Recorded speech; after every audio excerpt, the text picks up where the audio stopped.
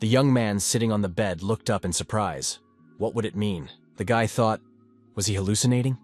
A door floating in the air? The young man looked on the other side of the door, but there was nothing there. Could this be some kind of magic? The guy opened the door and looked inside. Through the open door you could enter another space. The young man saw before him a dark, dirty corridor, the walls of which were smeared with blood. Where did this come from? The young man stepped inside, and the door slammed shut behind him. Something crunched beneath his feet. The guy saw something huge, smelly, with glaring eyes in front of him. He heard the gnashing of teeth. It was an unnatural skeleton, blood dripping from its mouth. The skeleton roared loudly and lunged at the man. The guy was frightened, screamed loudly, turned around and started to run away. The frightened man jumped out of that corridor and slammed the door sharply behind him. He found himself back in his room. The young man apologized for disturbing him and wished the skeleton a good life. He did not let go of the door. The door disappeared as suddenly as it had appeared, so the skeleton would not be in this room now. The young man heard someone's voice. The voice congratulated him and told him that he had awakened in him the ability to bind the world together. The voice added that it had finally found him. The frightened guy sitting on the bed was turning his head around and couldn't figure out who was talking. The voice told the man not to be nervous. He is trapped in another world, so he can only communicate like this. Their time of communication is limited. If the man doesn't want to die, he must do as he is told. The young man couldn't understand what was going on here. The voice told the boy to open his backpack and pull out the relic. The guy actually pulled some kind of thing out of his backpack. What is it? The voice said it was a cursed statue of the king of fallen spirits. Someone had deliberately placed it next to the young man and used it to cast a generic curse, to destroy and take his soul. But he survived. A memory came to the young man. He is not the owner of this body. The real owner is Shen Ye, a middle school student. His soul was burned by the statue. In his past life, he died from overwork, and his soul teleported to another dimension. The boy realized that he had taken possession of this body. He was scared and screamed loudly.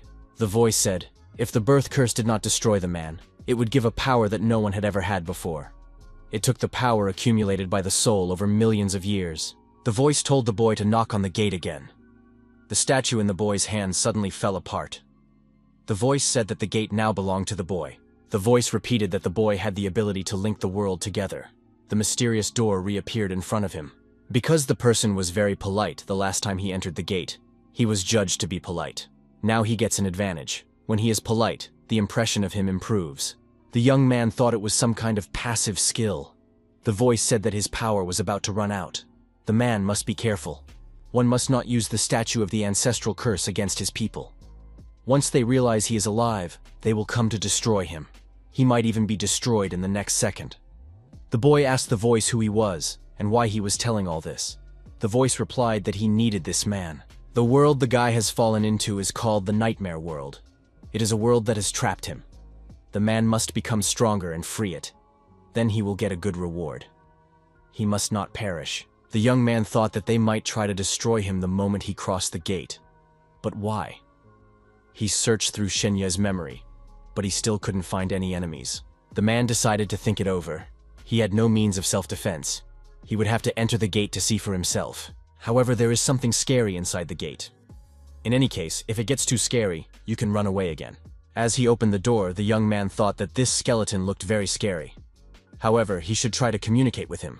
He obviously couldn't be destroyed by his own efforts. Communication is the cornerstone. But it's best not to mess with the dead. Perhaps it will be possible to conclude a contract and confront enemies together. Together with the title of polite, the guy had hope. The young man went inside, saw the huge skeleton, and was frightened again. The guy said hello, introduced himself. His name is Shenya. The skeleton opened its mouth and made some strange sounds. Shenya apologized for disturbing him and said that he would like to become friends. The skeleton pulled its hand towards the young man, and Shenya was startled again, bouncing back. The boy thought, where did he get that kind of power?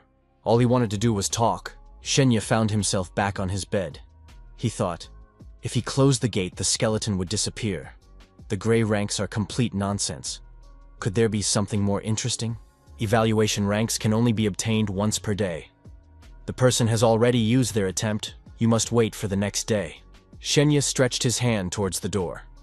If this pile of bones continued to stand around, he wouldn't be able to deal with it even tomorrow. The criminal could come at any time, and he didn't have much time. Shenya opened the door again and apologized for disturbing him. This time, he decided to be more persistent.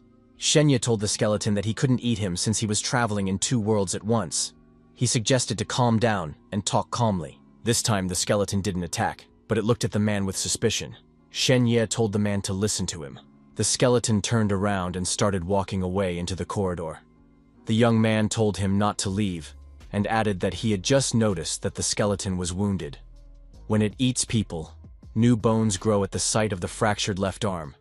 It's not just the left arm that's damaged, but the skull, ribs, spine, and so on.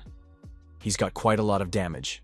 The skeleton confirmed it. Shenya said that although he couldn't let the skeleton eat him, there were many things in their world that were good for his bones. The young man showed special vitamins at low prices. Shenya added that there are many supplements much more nutritious than himself. If they become friends, the guy will help the skeleton buy them. After all, it will be good for him. The skeleton grew angry again and tried to pounce on the man. Shenya jumped out the door and thought that this wouldn't work. They had to think of something else. The voice said that they had made a contract. The guy thought, that means he has succeeded. The skeleton said, the signer of the contract is the mother of dark bones, the king of ghouls, the defeated lord of the underworld Mikteti Kahiwa. The young man thought that this was an amazing origin. But why is there a dotted line after the name? The skeleton said that the defeated Lord Mikteti Kahiwa was the combat warehouse officer of the 5th team of the Army of Darkness. The content of the contract, an equal exchange. The skeleton said he remembered when people relied on him 7,000 years ago. He had the talent to create culture, art, science, and technology. He hoped the human would help him regain his strength. He never signs a contract with anyone but the gods. So it's better for a human to increase the value of this agreement. Shenya also signed this contract. The man who had defeated the curse of the fallen evil spirits, the guardian of the realm of dreams and realities, and the only spatial gatekeeper of the two worlds. Shenya thought that this was about him. The contract has been finalized. The woman said that Xiao Ye had just been discharged from the hospital. If he feels sick, he should report immediately. He needs to rest and not worry. She held out an excellent tonic to be taken on an empty stomach to regain his strength. The man handed over calcium tablets. The boy thanked his parents. The mother replied that as long as he was healthy, everything was fine. Our hero thought that in his previous life, he had been an orphan. It was nice to realize that now there were those who cared about him. There was a knock on the door and the police officers came in and said hello. They said that they had come from Dongcheng County Police Station. They were the ones responsible for the case Shenya was involved in. Every year there are many such incidents that cannot be predicted and have no solution. Fortunately, the young man was able to recover. Our hero thought that the real Shenya had been destroyed by an ancestral curse. Is it that if one encounters something like this, nothing can be done and everyone obediently follows the will of fate? The officer said that he understood Shenya's feelings, but he had something to report. The hospital will be shut down, and soon no one will be allowed in. The guy shouldn't worry. There won't be any new victims. Shenya thought that he was a captain, even though he looked very young. He thanked for the information. After all, he was afraid that someone would start asking questions. The captain said that Shenya is just a schoolboy, and it is unlikely that he has enemies. The officers reported that it was time for them to leave. Shenya thought that the king of fallen spirits is very dangerous. Not only the police, but also the government can't do anything about him. It seems that they are afraid. However, Shenya is just an ordinary disciple. Who could think of sending such a powerful curse on him? Shenya wondered, why didn't the captain leave but came back? The officer handed the young man his business card. Shenya thanked him. If anything went wrong, the guy could call. The business card said that it was Captain Luo Faichuan. The young man thought that there were still some good police officers left. Shenya wondered, could this captain be trusted? Would he be able to help? Did he follow the instructions when he gave the card? What could an ordinary captain do in a case that even the government didn't interfere in? Shenya thought that since everyone knew that he was still alive, the criminal would definitely not stop. Shenya thought that perhaps even his family was involved in this matter. The protagonist reached forward and decided that he needed to get stronger by all means. The next moment that very door appeared right in front of the young man. Shenya walked inside, smiled, and asked, "Is the skull still here?" The skeleton lowered his skull from the top. The guy said, bringing the promised pills and vitamins. Shenya handed over the bag of pills and waited for the present in exchange. In return, the skull had a precious relic of an ancient warrior. It was a primary dream crystal, an item created by the High Elves, former enemies of the mainland. It can instill certain knowledge, skills, and intelligence in the user. Our hero thought he was holding a crystal with which to gain knowledge and skills. Thanks to the crystal in his hand, the player has learned the deer under the moon technique, a basic technique of the elves. Elves and the undead fight all year round. To fight the undead, the elves created this technique that perfects the body. Shenya realized what kind of reward the skeleton had given him. The guy could already feel himself getting stronger. The skeleton took from the bag all the medicines he had brought. Shenya wondered, why is the skeleton hiding? The contract had been signed after all. The young man decided to learn the technique first. He heard sounds and thought his parents had returned. Shenya heard someone say, "This guy is still alive." A stranger appeared in the room. The villain attacked our hero and said that he was going to destroy him. He had a knife and a gun in his hands. Our hero, not expecting such a thing from himself, was able to effectively dodge the attack. The perpetrator remarked that it was not bad. Shenya said hello, and his politeness activated. The villain told the guy to let him destroy himself. Our hero thought it was pointless. Shenya tried to counterattack, but did so ineptly. He was still weak in his new skills. The villain pointed the gun at the young man and said he wouldn't dodge the bullet anyway. The young man was reminded that he could absorb skills and level up. He immediately absorbed the skill Polite. With this, he added dexterity and was able to learn a new skill. After obtaining a new skill, Shenya opened the gate with a glance and intended to hide there. The villain ran in after him through the doors and yelled that the guy wouldn't get away from him. The criminal stopped in the dark hallway and couldn't figure out where the young man had gone. Our hero found himself at the door and bade farewell to Mr. Criminal. The door slammed shut behind the protagonist. At the same moment, the huge skull roared loudly and pounced on the villain. The skeleton effectively engulfed the armed criminal. The attacker was finished. Shenya thought that this was very scary. Who would expect to be suddenly attacked by a criminal? He couldn't hesitate. He needed to find someone who could protect him. Our hero is informed that he has given great pleasure to his contract partner. According to the principle of equivalent exchange, the other party took the items and recognized the person. Pale Shadow Crown, Silver War Badge. While one wears the crown of Pale Shadow, one can pretend to be an elf as a carefully selected piece of equipment. The Silver War Medal is a symbol of honor for the military exploits of the elves in the Nightmare World. You can use this medal to travel to the land of the elves. Shenya had no idea that the deal would turn out to be so favorable. He decided to try on the crown. Putting on the crown, our hero turned into an elf. Shenya decided that he would definitely try out his new abilities the next day. There was a knock on the door. Someone said hello and asked if Shenya was home. The young man wondered, who is knocking? Could it be the criminal again? The voice on the other side of the door said that it was Chen Haoyu. Is everything okay with Brother Ye? It was Shen Ye's best friend. That day, Shen Ye headed to the hospital to visit him. Our hero regained his old form and told his friend to come in. Chen Haoyu hugged our hero and apologized. He said that he was very worried. If it wasn't for him, Shen Ye wouldn't have been in such trouble. Shen Ye said that he doesn't blame his friend for anything. The woman said it was good that Chen Haoyu came to visit Xiao Ye. Our hero was happy that mom was back. He asked why she was alone. Where was dad? The woman replied that his father had gone to his grandfather to get pills and asked if the son had eaten the recovery pills. Chen Haoyu was surprised. After all, restorative pills are very rare. Even rich people can't afford them. Your family is definitely hiding a lot of things. Chen Haoyu told his friend that his parents are very caring. The boy should get better quickly and return to his studies, as he still has exams to take. Shenya remembered that the previous owner of the body was still in school, so there really were exams waiting for him. Because of the birth curse, Shenya had missed the first exam while he was in the hospital. Chen Haoyu said that Shenya was the best student. He would have been accepted to any prestigious institution. The woman added that the boy should not blame himself. Although Xiao Ye missed the first strength test, if he passed the second agility test, he would be able to enter a regular high school. The entrance exams in this world are different from those our hero has faced before. In addition to the usual subjects, strength and dexterity are also tested here.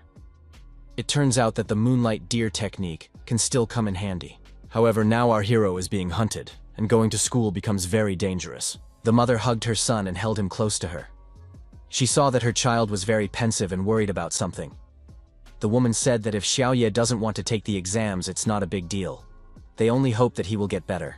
Shenya said to mom not to worry. He's not that weak after all. Our hero has decided that tomorrow he will go to school and take part in the exams. He can't refuse, although his mom wouldn't mind. Shenya's memories couldn't get out of his head. His grandfather was the head of a family of noble descent with vast opportunities. However, relations between relatives in the family are very poor. The parents have never asked their grandfather for help before. They live off their own labor. The family sometimes barely makes ends meet. That's why it must be hard for them to get medication.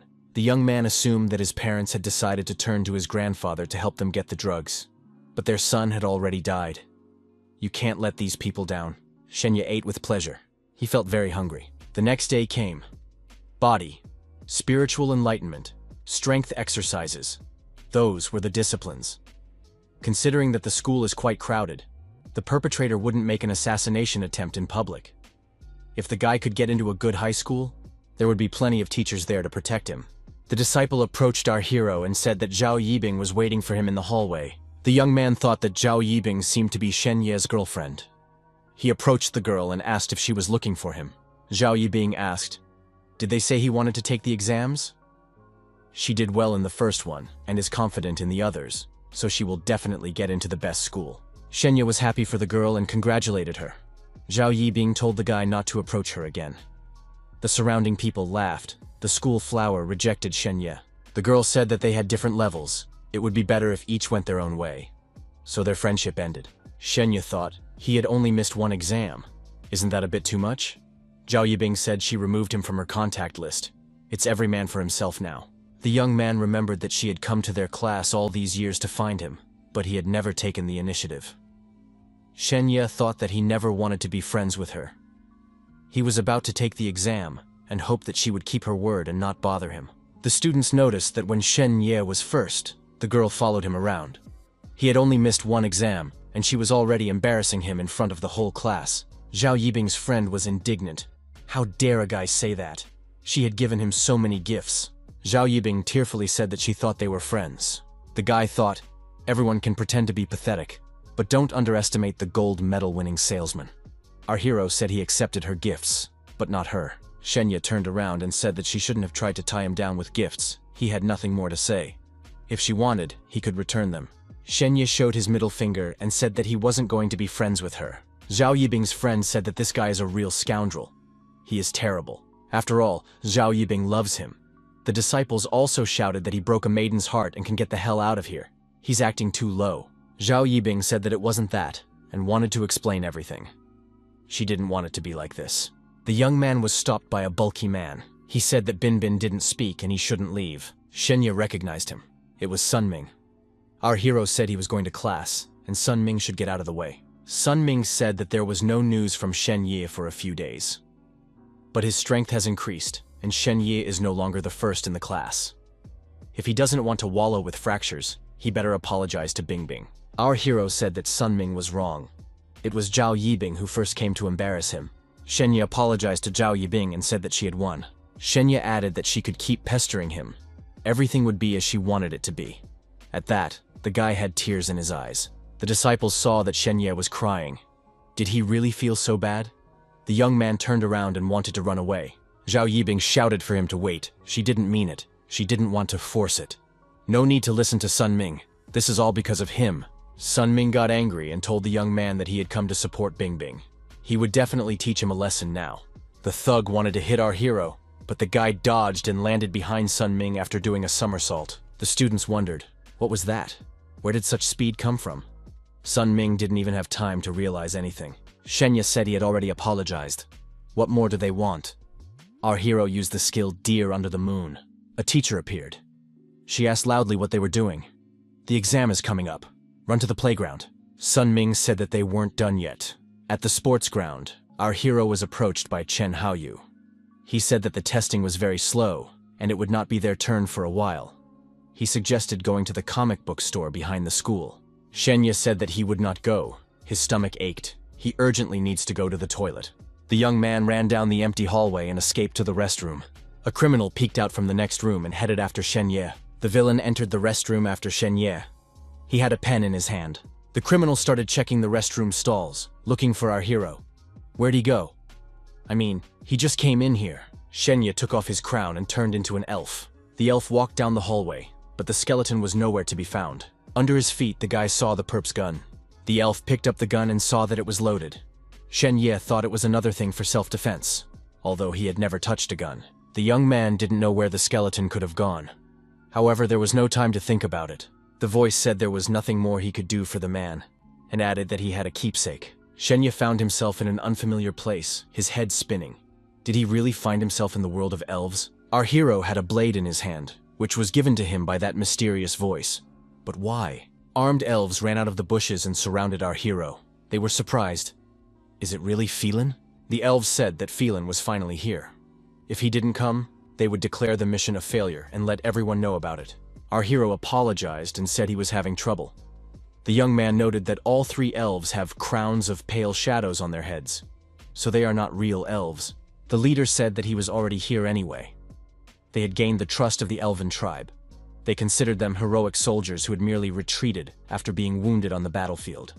He proposed to destroy the chapter already tonight and take possession of its treasures. Is Phelan ready? Our hero said he was ready. He had already come to his full strength. The guy took the crown. The elves shouted for him not to touch her in any way. The elf told Phelan not to touch the crown of the pale shadows. If he reveals his true identity, they will be finished. Our hero said that he would not make trouble. The young man thought that the skeleton had pretended to be Phelan himself before, but now he had assigned that duty to him. The commander told Phelan to hurry up. They had already lost a lot of time. The young man could barely keep up with these elves.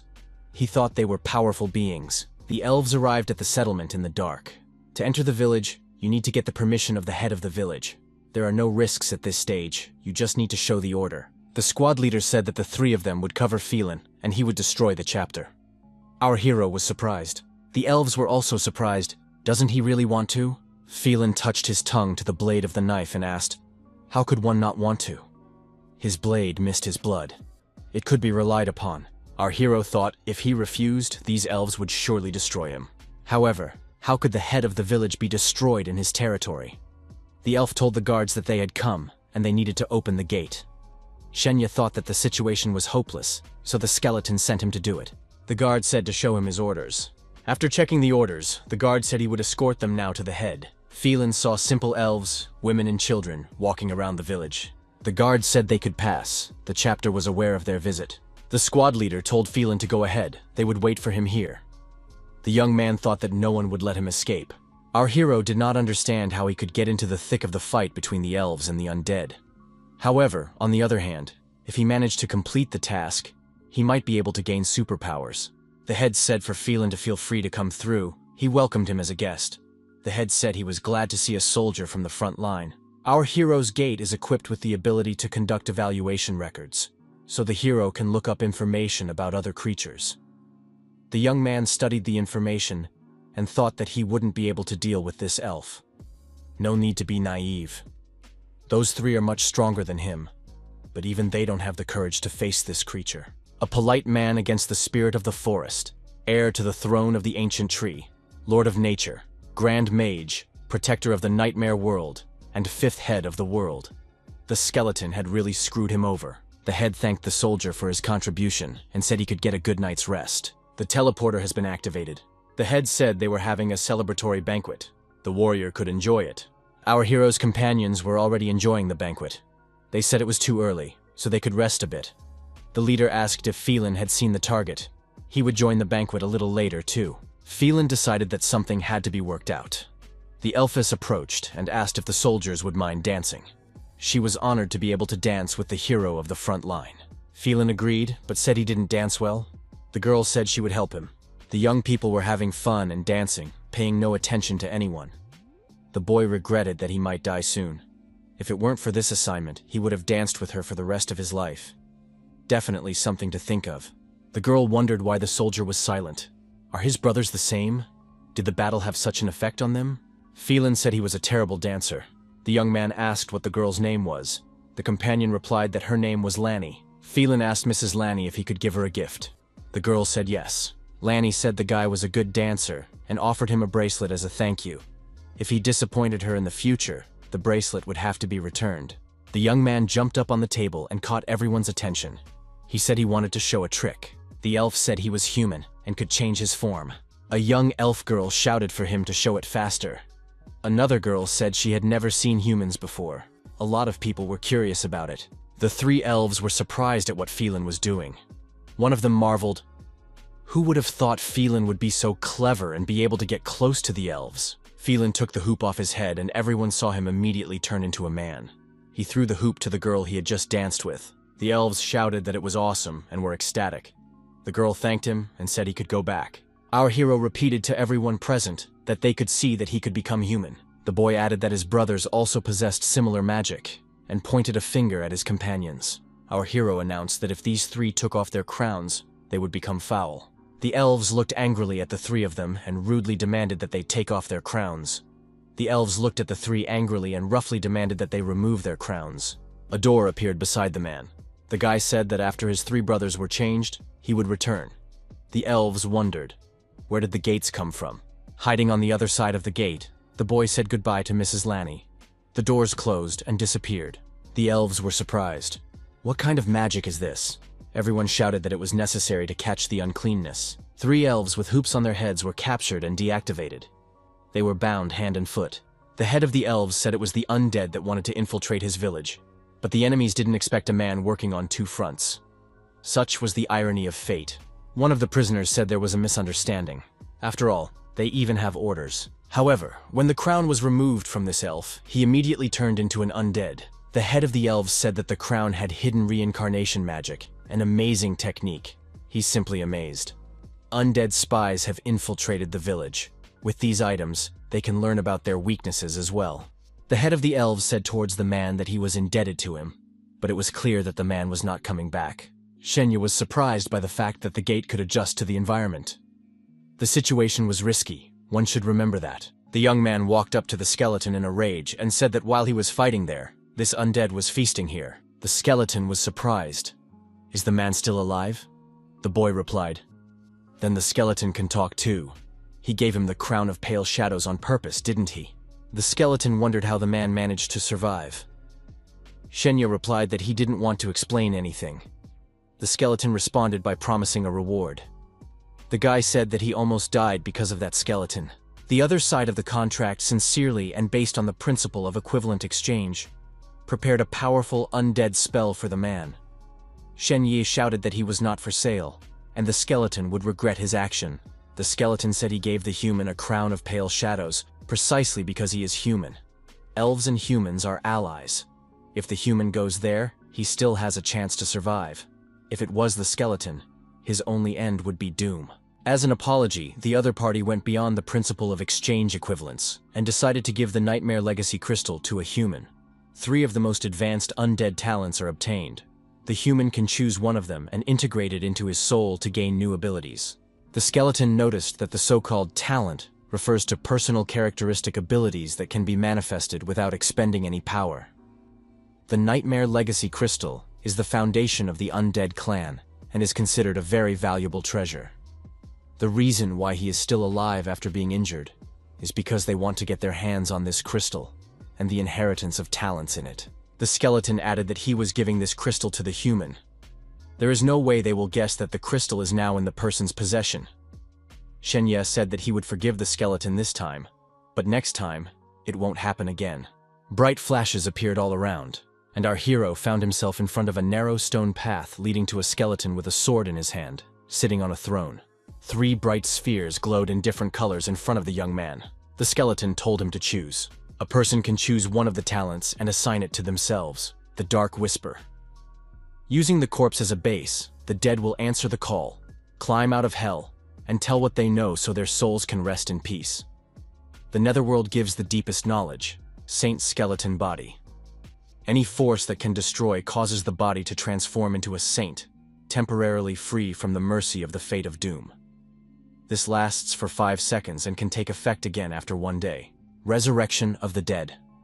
It is necessary to create a fireball and place it on the body of the undead killed in battle. The soul fire will fuse with the corpse and resurrect it. There are many types of resurrection spells, but this is the best. Shenya thought that he wouldn't need the corpse resurrection, and with the sacred skeleton body, he would be able to dodge any attacks for 5 seconds. But what would happen after they expired? Dark Whisper might look the most unnecessary, but it was far from it. Only by mastering the information can he destroy the enemy. Our hero chose the Dark Whisper. The protagonist realized that he could now speak to the dead. The skeleton asked if the man had made his choice. The skeleton added that this choice would not increase a person's fighting ability. To his recollection, and most chose the third item. Such a choice had not been made before. Afterward, the skeleton inquired, "What happened after all?" It was very important to him. The original target of the destruction was supposed to be the sacrificed elven woman. The head of the village that the young man mentioned was the strongest high priest of the elves. Shenya now understood why the head of the elves had so many titles, ranging from Spirit of 10,000 Forests to Fifth World Head. The skeleton said that the 3 undead kings captured by the elves were now a threat to him. The young man went to the door and said he would take care of himself. Shenya has gained an evaluative skill: independence. Now, when he tells someone that he is one of them, he will truly be mistaken for his own person. In 10 seconds, the opponent will forget that he is an enemy in front of him. The guy thought getting that green quality was pretty cool. The man received a natural blessing bracelet. It was something Lanny had given him. It is a rare accessory of green quality. Wearing the bracelet increases intelligence scores. Shenya thought that he had done a good job today. A new technique, a bracelet, a skill. However, one must hide it all from prying eyes. It was Chen Haoyu's turn at the physical skills test. Shenya wished his friend good luck. Chen Haoyu thanked for the support. He said he could handle everything. In this test, while running, you had to dodge the jets hitting from under the ground. However, it failed to pass the test, and the jet went straight to the head. The teacher said that Chen Haoyu earned 71 points. The student can rejoice that this is not a real exam. Shen Ye is invited to start next. Our hero prepared to take the test and took the starting position. Shen Ye was moving very fast, and the paint jets couldn't keep up with him. The students wondered if the guy's posture was too relaxed. It seemed as if he was ice skating. He was much more mobile after he was discharged from the hospital. Shenya thought that it wasn't that complicated. He just needed to show a few elven items, and then he would definitely pass everything. 2 people were watching our hero's actions. One of them said that this boy was very interesting. The other said that this young man was the first in the class. He had missed the first exam, but that was not the end of it. This student has a good physique and is talented. If he gets the highest score in the spiritual ability test, we can give him a chance. In addition to strength and agility, the entrance exam will also test a special quality called spiritual strength. The man asked, "Is this really an indicator of spiritual ability?" He inquired of Head Qian, was it too much? He remembered that Shen Ye's spiritual strength was quite mediocre. We need to wait for the results and then look at the points. The average score is not enough. You need to score higher on all indicators. The teacher reported that Shen Ye got the highest score for the agility test. It was a pity that the young man had missed the first exam. The boy replied that he hadn't given up on the exams yet. The teacher decided to take a break and rest. The others would continue in the afternoon. Chen Haoyu said that he did not expect anything else from his friend. Shen Ye said that he would go to the library while Chen Haoyu was washing off the paint. Our hero bent over his textbooks. Now one can forget about all the usual subjects of his world, be it chemistry, physics, mathematics. The new course on scientific knowledge he had completed yesterday. Different memories were still struggling in his head, and his head was just splitting with pain. Sun Ming appeared in the classroom and scattered all the textbooks with a kick of his foot on the desk. The thug reminded our hero that their conversation was not over. Shenya wondered if Zhao Yibing was the one who told him to come. Sun Ming told that rascal not to even say her name. Sun Ming warned his opponent that while he was away, his strength had increased to the 2nd level. He suggested our hero to compare what was cooler, 2 points of dexterity or 2 points of strength. Our hero didn't care. He activated the skill Independence. Sun Ming said that there was nothing left for him to do since Zhao Yibing had asked for it.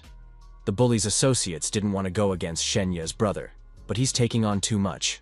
Our hero thought that fortunately they were just disciples, and there was nothing wrong with it. Shen Ye remembered that the self-esteem effect only lasted for 10 seconds. Sun Ming declared that this guy was finished. Shen Ye thought that it was only possible to use this skill once a day. The young man activated Absorption, which was successful, and the hero earned characterization points. Shen Ye decided to increase the characteristic of strength, because he could already use the distributed points. Then, he could transform from a nimble mercenary to a powerful warrior, and channeled the points into strength. The attacker grabbed our hero and said that the guy wouldn't run away. He would have to fight Sun Ming. Sun Ming asked Shen Ye how many ribs he was willing to sacrifice. At that, The bulky man punched our hero in the chest with his fist. The attacker then grabbed his arm and screamed in pain, giving the impression that he had hit a concrete wall with all his might. Shenya lashed out and punched the one who was holding him down. The opponent was deactivated and fell to the floor. As a basic characteristic, strength was not just brute force. Strength refers to the strength of a person's limbs and bones, the strength of the 5 internal organs and 6 senses, the strength of the 8 vein channels, and the strength of flesh movement. The attackers realized that Shenya was much stronger than Sun Ming. Shenya told the losers that he only missed 1 exam. How can they think they are stronger? Shenya grabbed the bulky man's chest and told him that if he switched to another man, he would be in trouble. Sun Ming admitted that he was wrong. Shenya said that these scoundrels humiliate others and beat them up, depriving them of a bright future. They won't be forgiven so easily. Students outside the school heard screams coming from the auditorium. Someone was calling for help. The teacher reacted to these shouts and burst into the classroom. He asked, "What is going on here?" There were beaten students lying all over the classroom. Nearby, Shenya was sitting on the floor. He said, "Teacher is finally here," and added that those attackers were hurting him. The teacher was outraged. After all, Shenya had beaten them himself, and now he was saying that he had been bullied. Zhao Yibing, among others, saw what had happened and thought that she had miscalculated. Could it be that Sun Ming and his company couldn't deal with Shenya? Is this guy really that strong? The friend wondered if Binbin regretted it. Zhao Yibing thought, if she continued to behave, perhaps they would still be friends, and things would be different now. Zhao Yibing thought that she didn't regret anything. Shenya had caused a real showdown and injured several people. Now he would definitely not be allowed to take the exams. It could be considered that the goal had been achieved, and this guy was no longer worth wasting her time on. The girl thought that she had a bright future ahead of her, unlike Shenya. Zhao Yibing told her friend that she hated herself for not realizing what a scoundrel this Shenya was before. Zhao Yibing intercepted the wounded man's gaze. Sun Ming stared at her intently. The girl didn't want the bulky man to drag her into all this. She wanted Sun Ming to stop looking at her like that. Sun Ming did not avert his gaze and called out to the girl. Zhao Yibing stepped aside. The girl cried and said that Shenya was very cruel to this guy. She will call the police right now. Our hero thought that Zhao Yibing had purposely used this trick to get all the students to turn on him. The teacher said that there was no need to call the police. Everything would be sorted out later and there would be no trouble. The teacher told everyone to go back to their classrooms and Shenya should follow him. The principal told his companion, Qian, that they have wonderful students. Why not look at them? Qian replied that the problem wasn't that he didn't want to help, but that he had to meet the minimum requirements. He still has a lot of things to do, so he is not going to stay long. A teacher who appeared nearby told the principal that Shenya and Sun Ming had just gotten into a fight. The teacher showed the principal the video of their fight. The principal was surprised. What was so surprising about it? Police also examined the videotape. The police officer asked if Shenya was recording everything. The young man replied that he was afraid that the attackers might destroy him. Our hero thought that it was good that he had time to prepare everything in advance and put his smartphone in the right place. The police officer said that despite having the video, the student would still have to go with them. The teacher said that this guy just encountered some weirdness. He had already missed 1 exam. Did the police really want to deny him a second attempt? The officer told the teacher not to worry. They would let the student go after they checked everything. The teacher said that the police could ruin his future. The principal entered the room and said that it was good that Shenya had written everything down. Otherwise, he would have been expelled by now. Qian said that the young man's physical fitness was superior to his opponents. The strikers proved to be no match for him. Qian told our hero that he watched the video of his fight and realized that the guy was holding back. Shenya sincerely admitted that he was afraid of destroying his opponents. Qian remarked that the student had high morals and had earned the highest grade for his body skills in the trial test and could get his recommendation. Qian added that he would like to discuss something with the kid. In our hero's hands was a business card of a martial arts company. The director of the company was Qian Jushan. A martial arts company is an organization that has mastered the legacy of various martial arts knowledge. It holds the ownership and copyright of the martial arts secrets. Shenya thought that he could elevate himself by getting into this company. This is literally the road to heaven for him. Shenya thought that the man standing right in front of him evokes the confidence that he has no weaknesses at all. He has no one to rival him. Qian said that the evaluation system analyzed Shenya's strength is at least 4.5 points. The evaluation system is an artificial intelligence to evaluate a person in all aspects. Shenya replied that he had 5 points. The guy thought that if he worked under this man's leadership, maybe the criminals would fall away. Xian said that it was pretty good. Our hero asked if 5 points was a lot. At the middle school stage, a strength score of 4.5 is already a passing grade for their company. 5 is a different story. Once a person reaches 5 points, he will be able to control some battle-type armor, as well as use ancient weapons of standard level.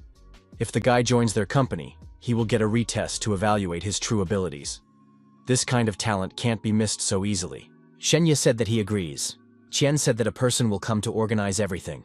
The retest will be conducted at any time convenient for the young man. Qian wondered what about the young man's spiritual strength. He was just curious, since his strength and agility scores were already up to their company's standards. Shenya thought that he couldn't be the best at everything. The guy said that his spiritual strength corresponded to 3 points. Qian even dropped the cigarette from his mouth in surprise. Could the guy demonstrate this? After all, with this kind of strength, even objects could be moved mentally. Would he be able to move a chair? Our hero tried to move the chair. He decided to add characterization points to spiritual power. The police captain said they're coming back. The guy has a strength of 5, good physique and spiritual strength. Everybody knows what that means, right? This means that he has a big future ahead of him. He is beyond them. Shenya and moved the chair mentally, and said with a heavy sigh, he couldn't take it anymore. Qian smiled, hugged the guy and said that he didn't expect this. He even sang with joy. The headmaster said that Mr. Qian sings well. He had never heard such a beautiful voice. Qian told the people present that he wanted to talk to the young man alone. The teacher and headmaster walked out. Qian and Shenya were left alone. The man asked the boy who was his ideal. Shenya replied that Qian Raoshan was his ideal. The man said he was about something else. What does the young man desire most? Shenya replied that he wished he was not a weakling. He wanted to be able to defend himself and his family. Qian stated that it was excellent. In that case, the boy was now the closest to his dream. The man said for the young man to try to hurt him. Shenya was not confused and immediately called his interlocutor a hairy, unshaven old pervert. Qian smiled and told the guy to hurt not with words, but with force. Shenya decided to switch characteristic points to strength and swung. However, something happened to the guy. It was as if he was numb and couldn't move. Qian stated that it was a type of magic art that could immobilize an attacker. By learning it, the guy would be able to defend himself. Does he want to learn such a thing? Shenya replied that he wanted to do so as well. Qian took out a gun and said that this was not all. The young man should watch him carefully. Qian pointed the gun at his head and pulled the trigger. A shot rang out. However, nothing happened to him. The man said that it was another kind of magic art from the company's secret archives. This magical art could resist various attacks with concealed weapons and even a sniper rifle. The bullet stopped and hovered near Qian's head. Shenya said that martial arts can't be broken. Qian asked where the young man heard this phrase. The boy replied that he came up with it himself. Qian smiled and said that he was now officially inviting the guy to join their Hidden Dragon plan. This is the company's project to cultivate supernova stars. The man added that they will recommend the kid to the top 3 high schools in the world. But before that happens, they'll give him an entrance exam. This exam is not for admission. It is designed by these 3 schools to test aptitude. Ordinary people cannot access this exam because it has long been monopolized by the world's clans. Clans are those who have inherited knowledge, sacred tools, and blood ties from the gods of ancient times. The knowledge of martial arts inherited from these clans is far greater than what they have in their company. They control vast expanses of land, population, and wealth. High plans stand high above the people. Our hero thought, did Shenya's grandfather also belong to these clans? Qian stated that the Hidden Dragon plan is looking for such geniuses.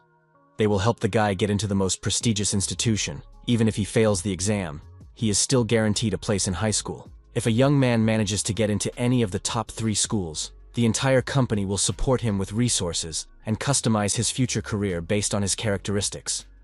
When he can no longer develop, who will return to the company and be treated with honor. It became clear to our hero that in this world, power is paramount. He said he agreed. Shenya thought that they too had once been members of the clan, but his father had been expelled for some reason. Because of his family's status, the police didn't take the situation seriously. His mom had gotten 4 kinds of recovery medicines, but these recovery medicines didn't have much value to the clan. Shenya thought that even if he injured people, he wouldn't be held responsible because his strength had become so powerful that he couldn't break her rules. Qian said that if everything was fine, the young man should sign the document and leave a fingerprint. Shenya thought that humanity should rely on the strong. Only then could civilization continue to exist. Qian stated that the guy could think it over again. Other organizations won't sit idly by either. Shenya stated that he would join this organization. Qian remarked that the guy had made the right choice, but since he is a minor, his parents will need to be contacted to sign the documents. Qian noticed that he needed to hurry up because other organizations might intercept this guy. After Mr. Qian disappeared, our hero told the principal that he had already signed the papers. The principal got excited, and the school will surprise everyone. There was a phone call from an unknown caller. Luo Feichuan was on the line. He said he had learned something and hoped Shenya could come to the police station.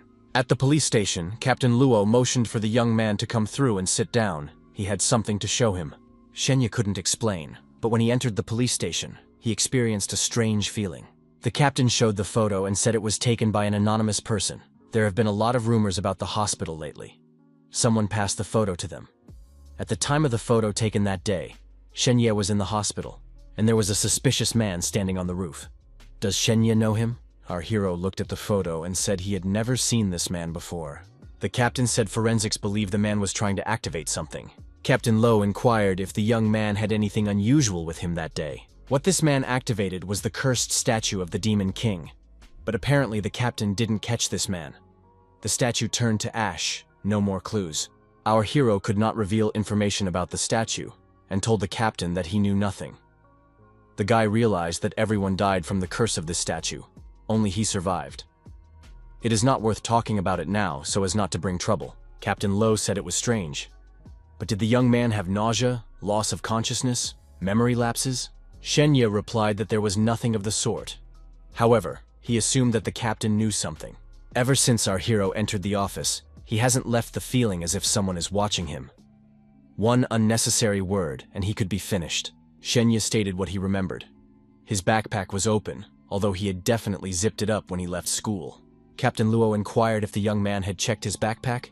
Shenya was surprised. Did he really have to do that? The boy didn't understand what was going on with the captain. Was he really going to take action? Our hero immediately switched all the characteristics to agility. No matter what happens, he must be ready to escape. But will he be able to escape because the captain's skills will be able to overwhelm him? Shenya decided that it was necessary to take action. Once difficulties arose, he would try to escape.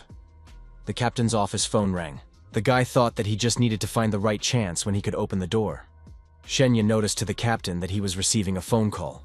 Would he like to answer it? A police officer responded and told the young man not to move. On the phone, an unfamiliar voice announced that Luo Feichuan was about to die. At that moment, a strong energy pulse directed at the officer hit him in the chest. Our hero thought that the culprit was attacking the captain. Is this really the technique that Director Chen was talking about? Is the criminal really outside the police station? Captain Luo broke one of the windows and jumped outside. Shenya looked at him in surprise. An alarm went off, reporting that an attack had been carried out on the police station. The attacker has entered the station.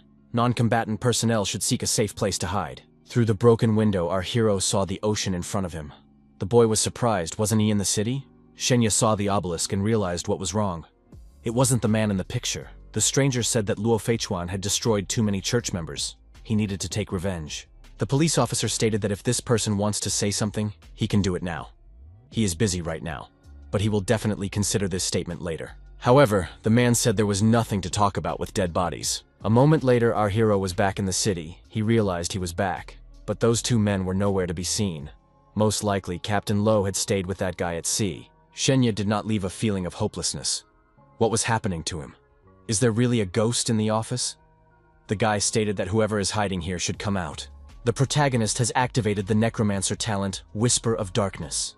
The soul must return to the body to answer all questions. If the answer is not answered, the soul will not rest.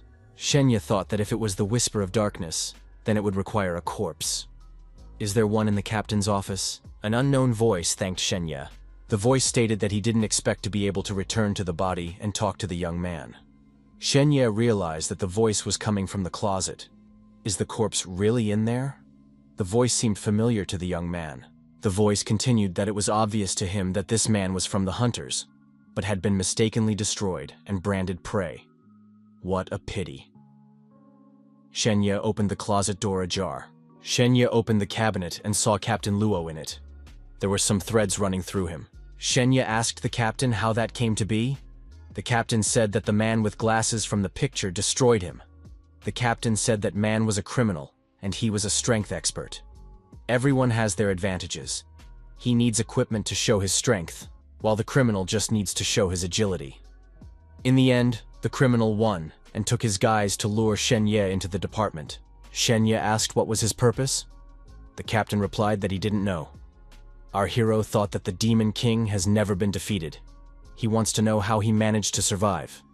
Fortunately, caught a madman who attacked the police, and his plan was thwarted. The criminal uses special techniques to take corpses. Captain Luo inquired. What was that technique? Shenya replied that everything changed around the area. There was water everywhere, like an ocean. But everything quickly returned.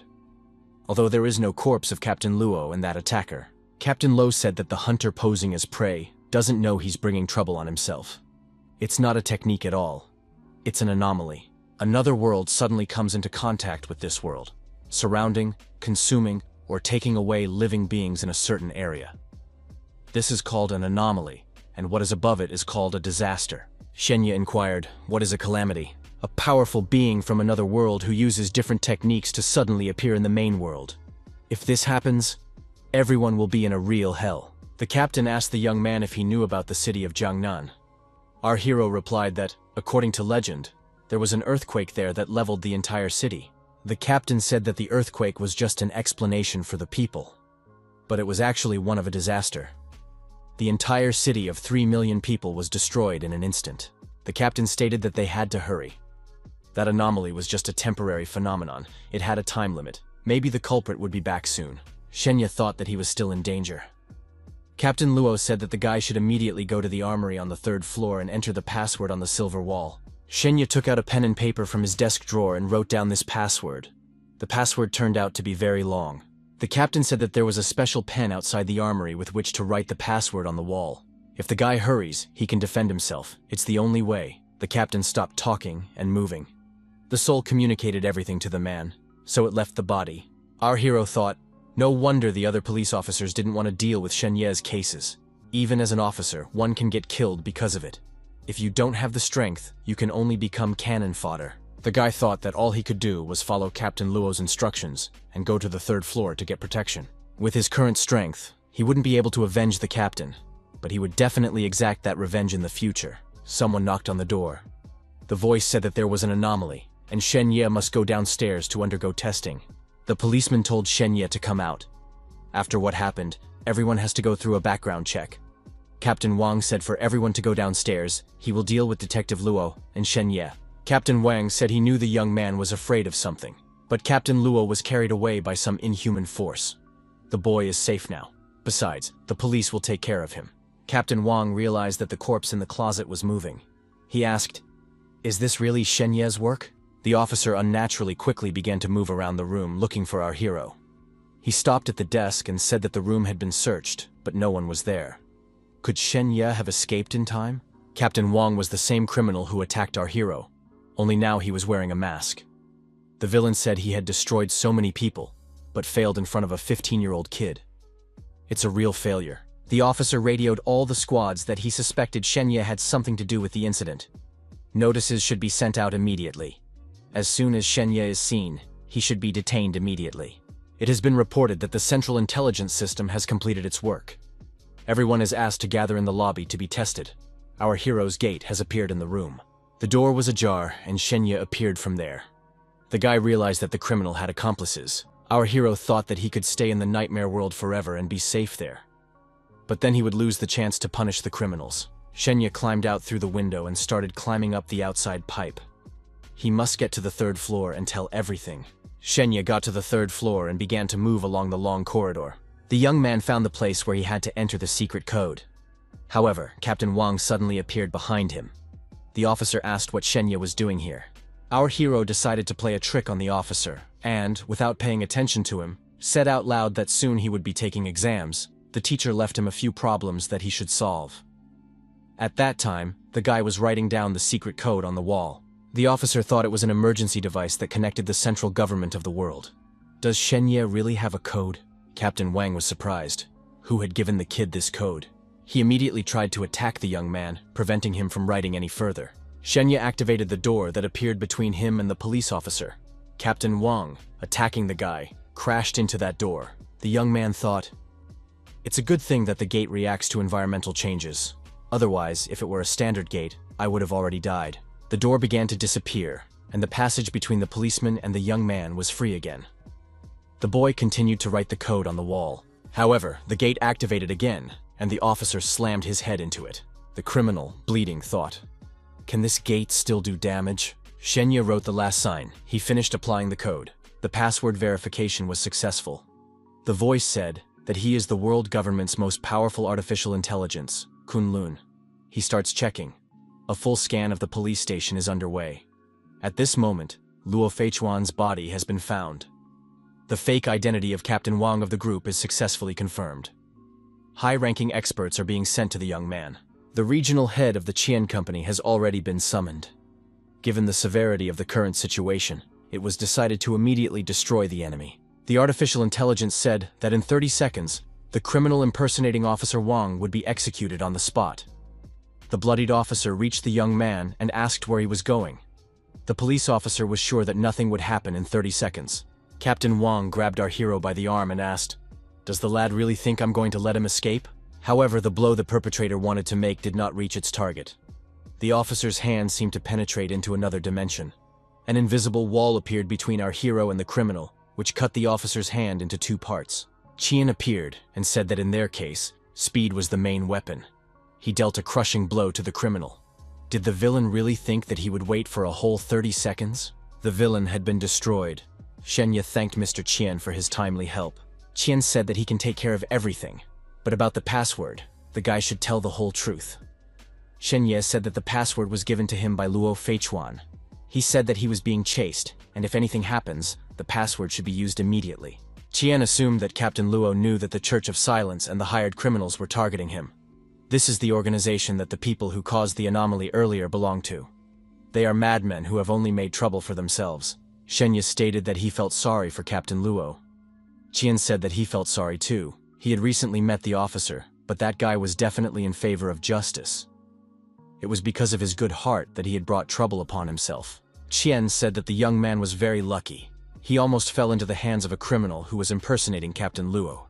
Kunlun identified the criminal who was chasing the boy. It's a criminal from the League of Mercenaries, but they are only responsible for executing orders and don't know the customer. Shenya remarked that if the culprit was able to eliminate Captain Luo, his ability and price must be high, meaning the customer is most likely a rich man. Qian said that these were the right conclusions, but why would such a person, not wanting funds, want to massacre a schoolboy? The guy wondered what it was about Kunlun that appeared after he wrote the password. Why didn't Captain Luo ask him to help deal with the culprit? Qian replied that Kunlun was the central intelligence system of the world government. The help alert was organized by him. He usually didn't deal with such trivia unless there was a password. Captain Luo didn't call on him because he didn't know about the gun problem. Luo Feichuan's steel prosthesis is considered his weapon. A virus was inserted into his program, causing it to be unable to be launched. As soon as Luo Feichuan died, everything went back to normal. It was obviously the work of someone who knew him very well. The investigation is ongoing. Shenya thought that Luo Feichuan had investigated, left his card, and even after his death, continued to guide him. Even when facing the enemy, he didn't give up, despite the malfunction of his weapon. Qian said that Shenya is now a member of their company. Today, he will teach the young man his first lesson, which the boy must be sure to learn. Qian said that one should always be on guard. Humans can be scarier than monsters. Shenya replied that he would definitely remember it. Qian told the guy to follow him. He had arranged a meeting place with his parents. Further cases will be handed over to other, more professional people. This place will be closed soon. Qian recalled a case of a guy who looked completely normal after coming out of an anomaly caused by the church. But in reality, all that was left of him was human skin. There was a real monster lurking underneath the skin. The monster went on a rampage. It wasn't easy to catch him. So it was better to deal with more ordinary people than messing with the church. Everyone does that. But the monster's fate would be worse than the guy who got smeared on the wall. Qian contacted someone on the phone and asked to check Luo Feichuan's last name for him. We also need to check Xiao Mengyu's connection with this guy. Shenya thought, Who was Xiao Mengyu? It seemed like she was somehow related to the captain. When we met, the parents said they didn't want to pressure their son. He is actually a descendant of the great family. His mother said that his father came from a descendant family, a side branch of the Shen family. Our hero was surprised. After all, it is one of the 3 clans. Our hero realized that the Shenye family was not so simple. They are one of the few families that have divine heritage and artifacts. His mother said that his father was also a genius, and he was the one who, through training, escaped the fire demon. But one day his power was lost. In despair, he went to this city to live an ordinary life. And then he met her. Soon, the grandfather organized an engagement party for his son. It was an insult to her, so the father completely disowned the family. Soon Shen Ye appeared. Our hero wondered, why did he need this love story? Father said that the reason they are telling this is because his talent is already far beyond that of ordinary people. If they went back to ask his grandfather to recognize him, he would definitely agree. Then the young man would become a descendant of an aristocratic family and enjoy the best resources and privileges. The hereditary heritage of the family is incalculable and unattainable. If the son joins the organization, he will be able to touch the family secrets. He will be given the right to choose. Whichever path he chooses, his parents will support him in everything. Shenya told his parents that he wanted to join the organization. The mother asked if he had thought it over. They could ask his grandfather once the son agreed, and he would have no more worries in his life. Shenya stated that he did not want his parents to ask his grandfather. If his father handled it, he can do it himself. The parents said that they respected their son's decision. Shenya thought that his parents had only gone to that family a few times over the years. Now he realized, every time they returned, one part of the family treated them well, while the other part looked at them with cold contempt. The only joyful moments the boy remembers are when he played with his friends as a child. In his past life he was used to cold and ruthlessness. Only now he felt real, sincere love. Qian stated that everything was signed, and he was inviting Shen Ye to join the organization. Our hero thought that such a heartless family like Shen didn't need them now. Qian said that in a few days, the guy would be participating in the entrance exam, so it would be better for him to stay at the company headquarters. Zhao Yibing read the news and rejoiced. It was a provocation. The best student of the year had failed one exam and went on a rampage. The police had already intervened in the case. The girl thought that the video she uploaded had worked, and the beating of the students had attracted attention and criticism. Shenye's reputation would be destroyed. She would remain a goddess. Shenye shouldn't blame her. This is his fate.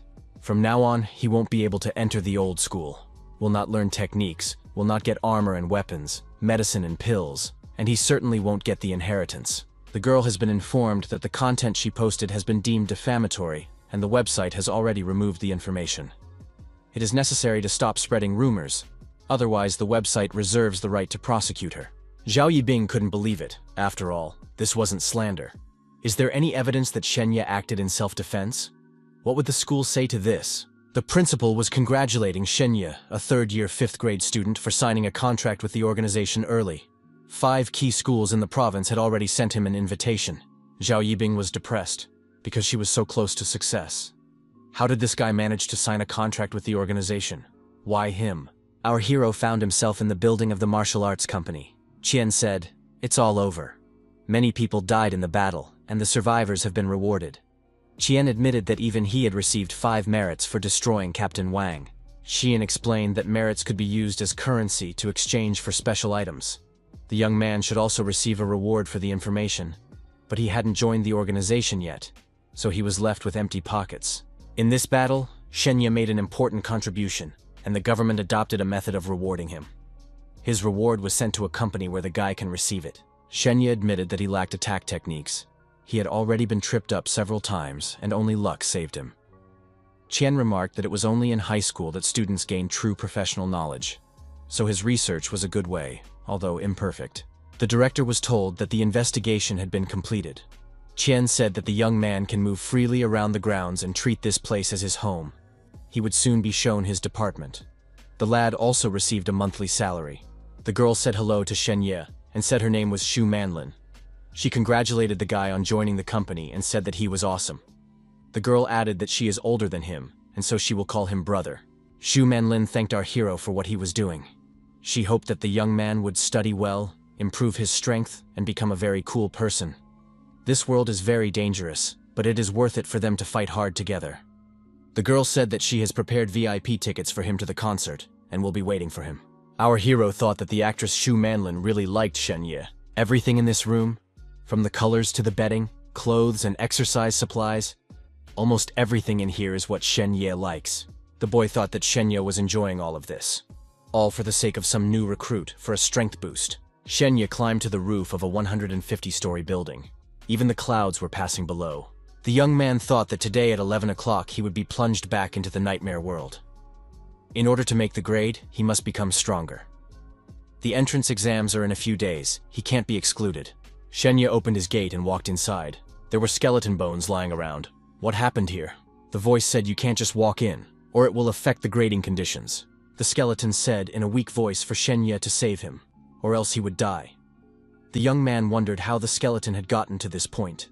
The skeleton asked for those pills if there were still any left. Shen Ye said he didn't have them with him. The skeleton declared it was over. Who would have thought he would die here like this? Our hero ran out the door. He thought that the skeleton was not a bad guy, and we should try to save him. After a while, the young man said that he had returned. However, the door is very small and he cannot enter. The skeleton wondered, what is the meaning of this? Shen Ye said that to save the skeleton, he had to go broke. He bought a huge fish vat filled with grape sugar and calcium gluconate solution and liquid calcium.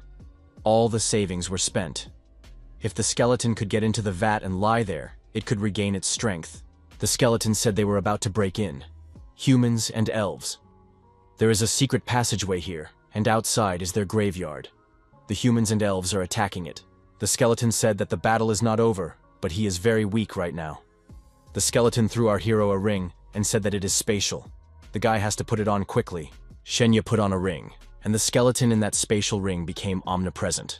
After that, the gate was quickly closed, and it happened just in time. There was a massive explosion inside. The young man thought that if a shockwave hit him, he would definitely not survive. Shen Ye asked if the skeleton had conceded to hide. The skeleton replied that the spatial ring could not store living beings, but he was not alive. He was a spirit. The skeleton asked the young man in the spatial ring to grab this vat as well. If he jumped into it, he could soak in the liquid and recover. Shen Ye said that this skeleton was not ordinary. Ever since the village, he had harbored suspicions about the skeleton's identity. However, the skeleton should repay him for this rescue. Shen Ye said that he wanted to send the skeleton into the world. The one should help him. The skeleton was surprised. Did the guy not realize how fierce the battle was? The powerful treasures had almost exhausted their power, and his help was very limited. Shen Ye was surprised. Isn't the skeleton a trophy collector from the battlefield? The skeleton confirmed. The real treasures are the ones that can be used in battle, not the ones that others pick up right after the battle. Shen Ye thought that there was a graveyard outside the secret passage. If he could pretend to be a dead warrior and walk around the battlefield, he could get the records. The young man asked the skeleton if it had the belongings of dead warriors. Shen Ye looked at what the skeleton presented to him and was surprised. Was the one collecting miscellaneous debris? What kind of debris are these? The skeleton replied that these armor scraps were invulnerable to attacks on the battlefield. The young man could use them. Our hero struggled to put on some equipment and found a plaque that said it was for summoning a skeleton horse. The undead said the guy is already radiating the energy of doom. This mask is just for him. Our hero now has a skull mask. The skeleton explained that this mask would help stabilize the energy of the highest level. It should be put on with the rest of the equipment, and then the young man will definitely not be seen by other dead people. Now he looks like a real dead warrior. If you use the plaque, you can summon a skeleton horse. Shen Ye thought that he would get on the skeleton horse and pretend to be a dead warrior. If there was danger, in that case, he would run away. Could he then be called a spiritual knight? The man said he was leaving. The skeleton said not to let him die. If the ring on his hand is stolen, he'll be caught for sure. Entering through the secret passage, our hero saw that everything around him was destroyed. Last time he got a sword from the elves. Now this sword would be very useful for defense. The disguised warrior made his way out of the ruins to the outside. Shen Ye looked up and saw the spearheads in front of him pointing at him. The knights nearby said that it was undead and must be destroyed. Our hero was surprised. Are these really people? Isn't this an undead camp? Had they really lost? Shen Ye took off his mask and said that he was also a human. The knight swung his sword after all and said that he would destroy this undead. Shenya managed to bring his blade forward and blocked the knight's attack. The knight thought that the blade in front of him was the Light of Night blade. It's a special blade belonging to humans. It has been given the title of Silent Purification. Only nobles can own this blade. It is a special privilege that allows one to gain favor with others. The knight said that only a man with a pure soul can wield the Light of Night. This guy is definitely one of them. The knight ordered the warriors to continue exploring the undead remains. The knight spread his fingers on his hand and asked, "Did the brother need their help?" The young man noticed that the knight kept looking at his mask. Definitely. This gesture has some hidden meaning. Does it indicate a problem? Shenya decided that the knight was troubled by the skeleton mask after all. He felt threatened. Had the skeleton set him up again? The guy said that he was in a rather difficult situation, so he wouldn't refuse to help. The knight said he understood and asked that the young man give him his war bag. Shenya thanked and said that he would definitely pay in the future. The knight gave his name. He is Luo Meng. Suddenly, a rider appeared and asked in an angry voice, how much longer could Luo Meng stand here? Did he really think that they had a lot of time? The rider stated that he had met a single spy outside the tomb on his way here. The rider saw our hero and said to capture him immediately. This is the servant of the undead. Luo Meng said that this person was holding the Light of Night blade. The rider said that those who are able to use the Light of Night blade can also be servants of the undead. One must understand what his mission is. Shenya asked the rider who he was and why he was asking about his mission. The man replied that he was the Palace Lord of the Southern Legion Palace, and in front of him is just a boy, but still he dares to ask his name? Shenya waved his sword and said that he would remember this rider. The guy activated his gate. The Palace Lord of the Southern Legion Palace said that this rogue would be destroyed now, and issued an order accordingly. However, the knights who attacked the young man missed. The boy suddenly disappeared. The Palace Lord was frightened. How could he vaporize? Someone suggested that there was some kind of secret passage. Luo Meng assumed that some mercenaries are also taking part in this war. They are true masters who know how to hide in the shadows and specialize in destruction. Just now, one of them had been pissed off. The Southern Legion Palace Lord thought that if the guy destroyed him, the outcome of the battle would immediately change. He ordered his men to turn around and leave this place. Shenya entered his room through the open gate. Our hero said that he remembered the old man and would not allow any more attacks in his direction.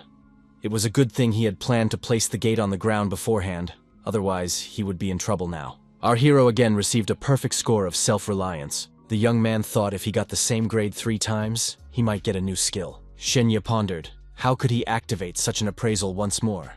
In a critical situation, he would need to borrow strength from his surroundings. Shenya thought back, how did he manage to get such a grade last time? Whether it was an elf village or an undead battlefield, he was always in foreign territory, and others were always helping him. Shenya thought that he had found the clue. However, it definitely wouldn't be easy. It was like he was walking on a knife blade. It was better to abandon this hidden technique. The intercom activated, and the system said that Mr. Shenya had a visitor. The guest identified herself as Luo Feichuan's relative. The identity has been confirmed by the company, so there will be no problem. Shenya thought that Captain Luo died because of him, saving him at the cost of his life. He can't refuse a relative. Shenya stated that the meeting would take place on the 50th floor. Our hero hoped that he could help the captain's family. Shenya saw the girl and asked, was she the one looking for him? The girl turned around and asked, is Shenya in front of her? The girl said hello, extended her hand and said her name was Chao Mengyu. She had come to find out something. This was a great swordswoman. The hero has seen a lot of people, but he has never seen such an assessment as this girl's. Shenya recalled that Head Qian seemed to be talking about her. The girl stated that her brother found the stalker, but when they clashed in a fight, the weapon malfunctioned, and he died. She found the people who had a hand in the weapon malfunction were his colleagues. Qiao Mengyu added that she had destroyed them. Shenya was surprised, because Head Qian had said that it was very hard to deal with them. The girl confirmed that she was able to deal with them. Qiao Mengyu added that her brother was a person with limited abilities. Therefore, she hoped that after graduation, he would find a good job, a wife, and become a lineage continuer. Shenya was surprised after all. Her brother was a genius. What did a person with limited abilities mean? However, in the end, he was sneakily destroyed, tied up, and hidden in a closet. Qiao Mengyu asked, why is Shenya silent? If others can, why can't she take revenge? Shenya inquired, Is the person he is talking to sure she won't be arrested? The girl said that her brother, no matter how ordinary he was still a member of an aristocratic family, but was killed by a mercenary. She is speaking on behalf of the Luo family to get justice, so no one will say anything. Now everyone is dead, the trail cut off here. Qiao Mingyu said that she came to find out who attempted to assassinate Shen Ye. Does the young man have any leads? She's interested in names and addresses. She'll handle the rest on her own. Shen Ye admitted that he had no leads, but after all, she had already avenged her brother. The girl said that it was not enough. Qiao Mingyu pulled her sword out of its sheath, and to show her intentions, she said that she would find the customers. They had destroyed her brother, so she would not only deal with the mercenaries, but also the customers. The girl expressed the hope that her brother would find peace. Some extra energy began to hover around the young people. Shen Ye wondered, was it really Qiao Mingyu who had just done this? The girl asked as Shen Ye thought back. Was there anything special that he might have missed? He is from the Shen family. Had he had conflicts with other members of aristocratic families before? A guy shouldn't give up investigating just because the enemy is strong. A young man can always turn to her for help. Shen Ye stated that his family had no connection with the Shen family. Therefore, he has no connection with other clans. The guy added that when he was in the hospital, he heard strange noises. Maybe someone was eavesdropping? Qiao Mingyu said she needed more details. The girl said as she left the meeting place that she would contact someone and thanked her for the information. Shen Ye wished her a happy journey. Qian said, a terrifying blade. When she came, he specifically asked if she was going to attack the guy. He was afraid that the girl might avenge her brother's death. Qian added that she is the most outstanding heiress of the Luo family generation, and even among the great clans, she can be called an outstanding person. She is also entering high school this year. Qian said that children from powerful families usually have many secrets. They receive special training from an early age, and their strength often surpasses that of their peers. Shen Ye said that he was ecstatic because she was on his side. Once he finds a customer, she will be able to help him. It was no surprise to our hero that the descendants of noble families are powerful. They occupy the highest ranks in human civilization. If it's true that the people from the noble families want to destroy him, it's very dangerous. Need to learn some attacking techniques as soon as possible. After all, not every time a great swordsman would stand up for him. The boy wondered if the skeleton had nightmare crystals that would help him become stronger. Does the skeleton have any skill-enhancing crystals? The skeleton said that they were only suitable for undead skills. A human wouldn't be able to use such a thing. Shen Ye wondered. Then where did the moon deer he had used before come from? The skeleton replied that it was an accidental find. Shen Ye thought, would he really only learn attacking techniques after enrollment? But he can't wait that long. After all, he won't be able to compete with the offspring of the rich. The guy remembered that he hadn't had time to look into the backpack Luo Man had given him. Digging into the backpack, our hero found only a first aid kit and food. Is that all he needed? At last, the young man found what he was looking for. It was the Crystal of Nightmares. Our hero expressed his hope that some good skill would hit him now. However, there was no good skill. The guy thought that he had already gotten the notes today.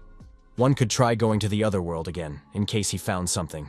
Shen Ye asked the skeleton where he found the armor he had given him. The undead land beyond the secret passage had already been taken over by the soldiers of the human army. The young man decided to go to the nightmare world one more time. He asked the skeleton if he had any human equipment. The skeleton said that the young man would pretend to be a soldier standing guard at the border. Shen Ye inquired, "What is this crystal?" The skeleton replied that it was a request for help from Lord Lako, a symbol of faith. It would come in handy when the guy got out. The skeleton added that the man saved him, so he wants to repay the kindness. The skeleton said he wanted to send the man into the nightmare world, to help him achieve a certain position so he could buy back materials that would help him heal. On the battlefield, a knight approached a man lying down and shouted to his companions that there were wounded men here. Shen Ye looked out from behind a tree. The knight told the wounded man to hold on and not to pass out. The main camp wasn't far away. He would be treated soon. Shen Ye noted that the soldiers were still on the battlefield. You can't act rashly. If he was exposed before he knew everything, it would be bad. The protagonist decided to use the corpses to find out some information. Our hero activated the Whisper of Darkness and got close to the huge undead giant. Shen Ye said to the undead to wake up. He had some questions. Shen Ye showed the undead the skeleton mask and asked if the undead knew anything about this armor. The undead replied in the negative. Shenya said that the undead could rest, and headed towards the other dead man. None of the dead lying on the battlefield could answer the question. The boy thought he was looking for a needle in a haystack. Shenya saw a werewolf lying next to him. He thought that the werewolf's sense of smell must be very sharp. Maybe it could help him find what he needed. Shenya asked the werewolf if he had seen this armor, or maybe smelled a similar scent. The werewolf answered what he saw. This armor belonged to a man who only had one arm now. Shenya walked over to the lying hand and thought, would the whisper of darkness work? The hand showed the young man the trademark shadow hand sign with its fingers. The boy rejoiced. It meant he had chosen the right person. A hand showed the young man the direction of travel. There was a boot lying in that direction. Shenya, overpowering the horrible smell from the boot, looked inside and realized that there was something there. The person has discovered enough special items. The auxiliary ability knowledge has been unlocked. The person can now see descriptions of the items. The guy took out an emblem from his boot that had a pattern of secret runes engraved on it. Now he could activate the special weapon. The young man took out his blade and was able to raise its level. It was now a shadow color, Night Veil. Night Veil is a short sword for mercenaries. This stabbing sword is only given to high-ranking mercenaries blessed by the Shadow Hand brothers. This sword emits special power fluctuations and allows you to run all sorts of errands. Our hero couldn't even believe that this blade would rise to the Night Veil. Another note also fell out of the boot. It was a notice of a mandatory truth check on the undead. The crystal that Luoman gave Luoman says that the tent with 3 short daggers is the location of the Shadow Hand. The young man told the undead to get up and tell him everything he knew. The undead declared that it knew nothing. It was the same with the other dead men. They said they knew nothing. Ordinary soldiers could only fight. The skeleton told our hero that he could give him the information he needed. Shenya remembered, after all, he really does have his own undead. He asked if the skeleton was sure he wanted to give him information. After all, it was about his clan. Skeleton recognized the undead as members of his clan, but he held a grudge against them. Shenya assumed that his acquaintance was not living well among the undead. The skeleton asked, what kind of information was the young man interested in? Is it sensational or ordinary? The boy said that if he recognized anything out of the ordinary, it would arouse suspicion. The skeleton said that the undead race used new components to improve the cannons. It could increase the power of the cannons by 20%. Shenya thought, is this information too valuable? The skeleton said that the higher echelons were already aware of it. They just hadn't reported it yet. Our hero thought that in that case he could get the reward without doing anything special. The young man saw a camp just ahead, so he had to go there too. The Shadow Hand had given him a task from there. Shenya looked out from behind a rock and saw the knights carrying the wounded from the battlefield. The skeleton suggested that the young man pretend to be wounded so that he could be carried out as well. Skeleton said that the effect of human medicine on the battlefield is the best, even better than elves. Of course, if you have the money. Shenya was surprised. Does the battlefield really need money too? The skeleton replied that with money, even a skull can be repaired. Skeleton added that this was not the case with the undead. They usually force those who are almost dead to end their lives on their own. Treating the undead is too troublesome. They need special spells, need to sacrifice other people to cure the undead. The young man admitted that people are treated better. Too bad he doesn't have any money. The skeleton said he had money. The young man stated that he had an idea and increased the characteristics of strength. He raised a huge hammer above him. The skeleton wondered, what is he doing? The boy replied that if he couldn't make a sound by then, the skeleton should help him. Shenya pushed the hammer and rushed to the place where the hammer should have fallen. Naturally, the hammer crushed our hero. The skeleton inquired, why would a man want to do that? The boy was surprised. Doesn't the skeleton like his game? The young man began pounding the stone on the shield and yelling for someone to help him. The knights heard the screams and thought they had found another wounded man. The guy should hold on. They were on their way to him. The girl was casting a spell in an incomprehensible language while standing over the wounded man's body. The spirit of healing hovered over our hero. The girl told the commander that she had finished her healing and that soon this guy should feel better. The elder let the girl go and said she would be rewarded soon. Our hero raised his head and asked where he was. The commander replied that the knight was safe. He was now in the human camp. Shenya inquired who was in front of him. The man introduces himself. He is Prince Norton. The shield the knight carries bears the emblem of a dog. Can the fellow say he is one of the Lord of Lane's men? The wounded warrior says he's finally found the prince. Lane has been overrun by the undead. The prince must come to the rescue as soon as possible. Our hero took out a crystal and said it was a message he must deliver. The elder took the crystal in his hand and began to hear words in an incomprehensible language. The old man said it was Lane's voice. There was nothing wrong with the crystal. The prince told the young man that Lane had already been completely defeated. The undead had taken over everything. It was likely that he was the only survivor. The knight clutched his head and began to say different names. He grieved. Had no one survived? The young warrior didn't want to believe it. Tears were in his eyes. The prince said that this young man had gone through many hardships on his journey, and even managed to survive under the giant stone hammer. That's simply amazing. However, right now, it would be best for him to rest. The prince said he would arrange for the guy to travel to the rear of the empire the next day, where he could find a safe place to stay. Shen Ye thought that he needed to find the Shadow Hand tent to turn in the quest and exchange skills. You can't just send him out like this. The wounded knight thanked the prince and said he would like to stay here. The young man added that he wanted revenge for everyone. He won't just let the undead go. He wants to deal with them and banish them, leaving no one behind. The prince said that this knight was very young, but he was already brave enough. The Lord of Lane must have chosen him for a reason. He must have some kind of ability. Shenya said that he was a fast runner, and in the whole neighborhood, none of his peers ran as fast as him. The guy decided to create an agility entry and direct all the points to it. The record was successfully created. Shenya came out of the tent and told everyone to watch him run. At this, the young man accelerated a lot. After an effective demonstration of his abilities, our hero stopped and asked if he could now stay here. The prince said that speed was just what they needed and allowed them to stay. An elven woman took our hero by the hand and asked him where he got this bracelet. Our hero replied that this thing was from the elves, a gift from an elf named Lanny. He exposed the undead conspiracy and the elves accepted his favor. The elfess pressed the bracelet and began to say something in an incomprehensible language. Lanny inquired who was contacting her. The woman replied that it was the Grand Master of the royal court. How could Lanny's bracelet end up on a human boy? Lanny was glad when she heard that the Magister had met the man. Where is this guy now?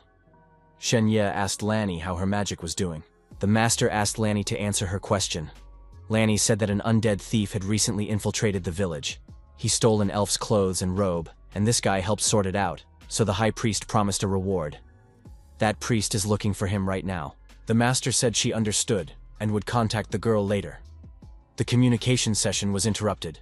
The woman told the powerful prince that this child was young and nimble. He had survived many hardships, but was still alive. They could befriend his elven clan. She offers to send him to study in the Empire. The prince said it was very good. Rarely do elves think so highly of humans. The decision has been made. We should give this guy an ID and find a good place to rest. Our hero did not know the local customs and peculiarities of names. He decided to pretend that he had lost his memory, and told the prince that he had a headache.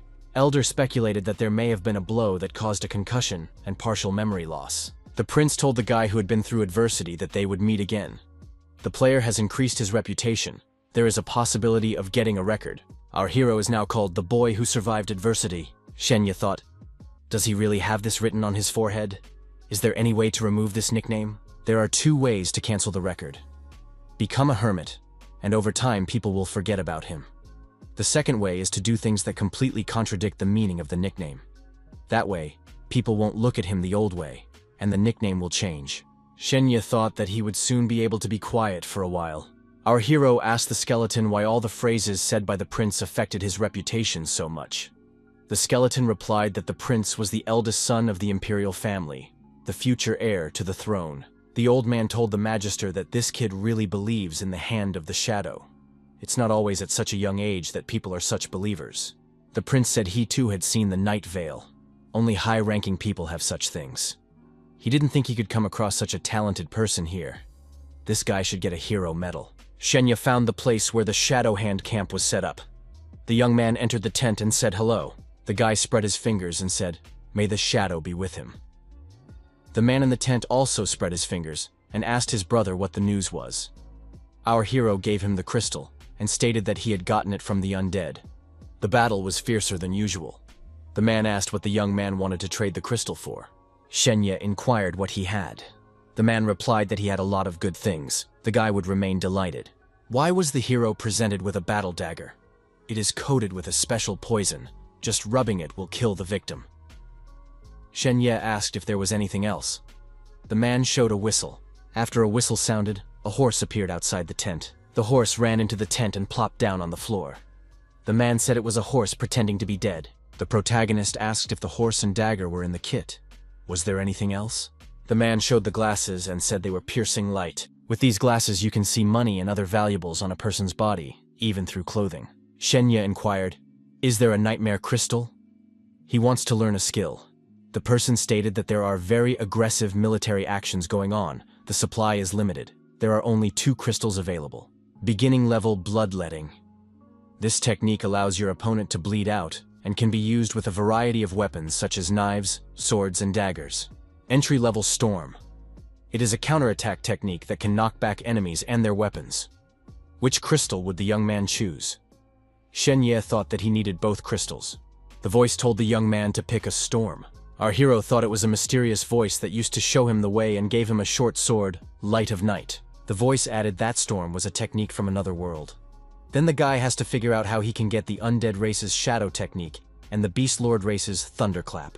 When the young man obtains these techniques and combines them with Deer Under the Moon and Storm, he will discover the true secret. Shenya was surprised. Can one learn a secret by studying skills?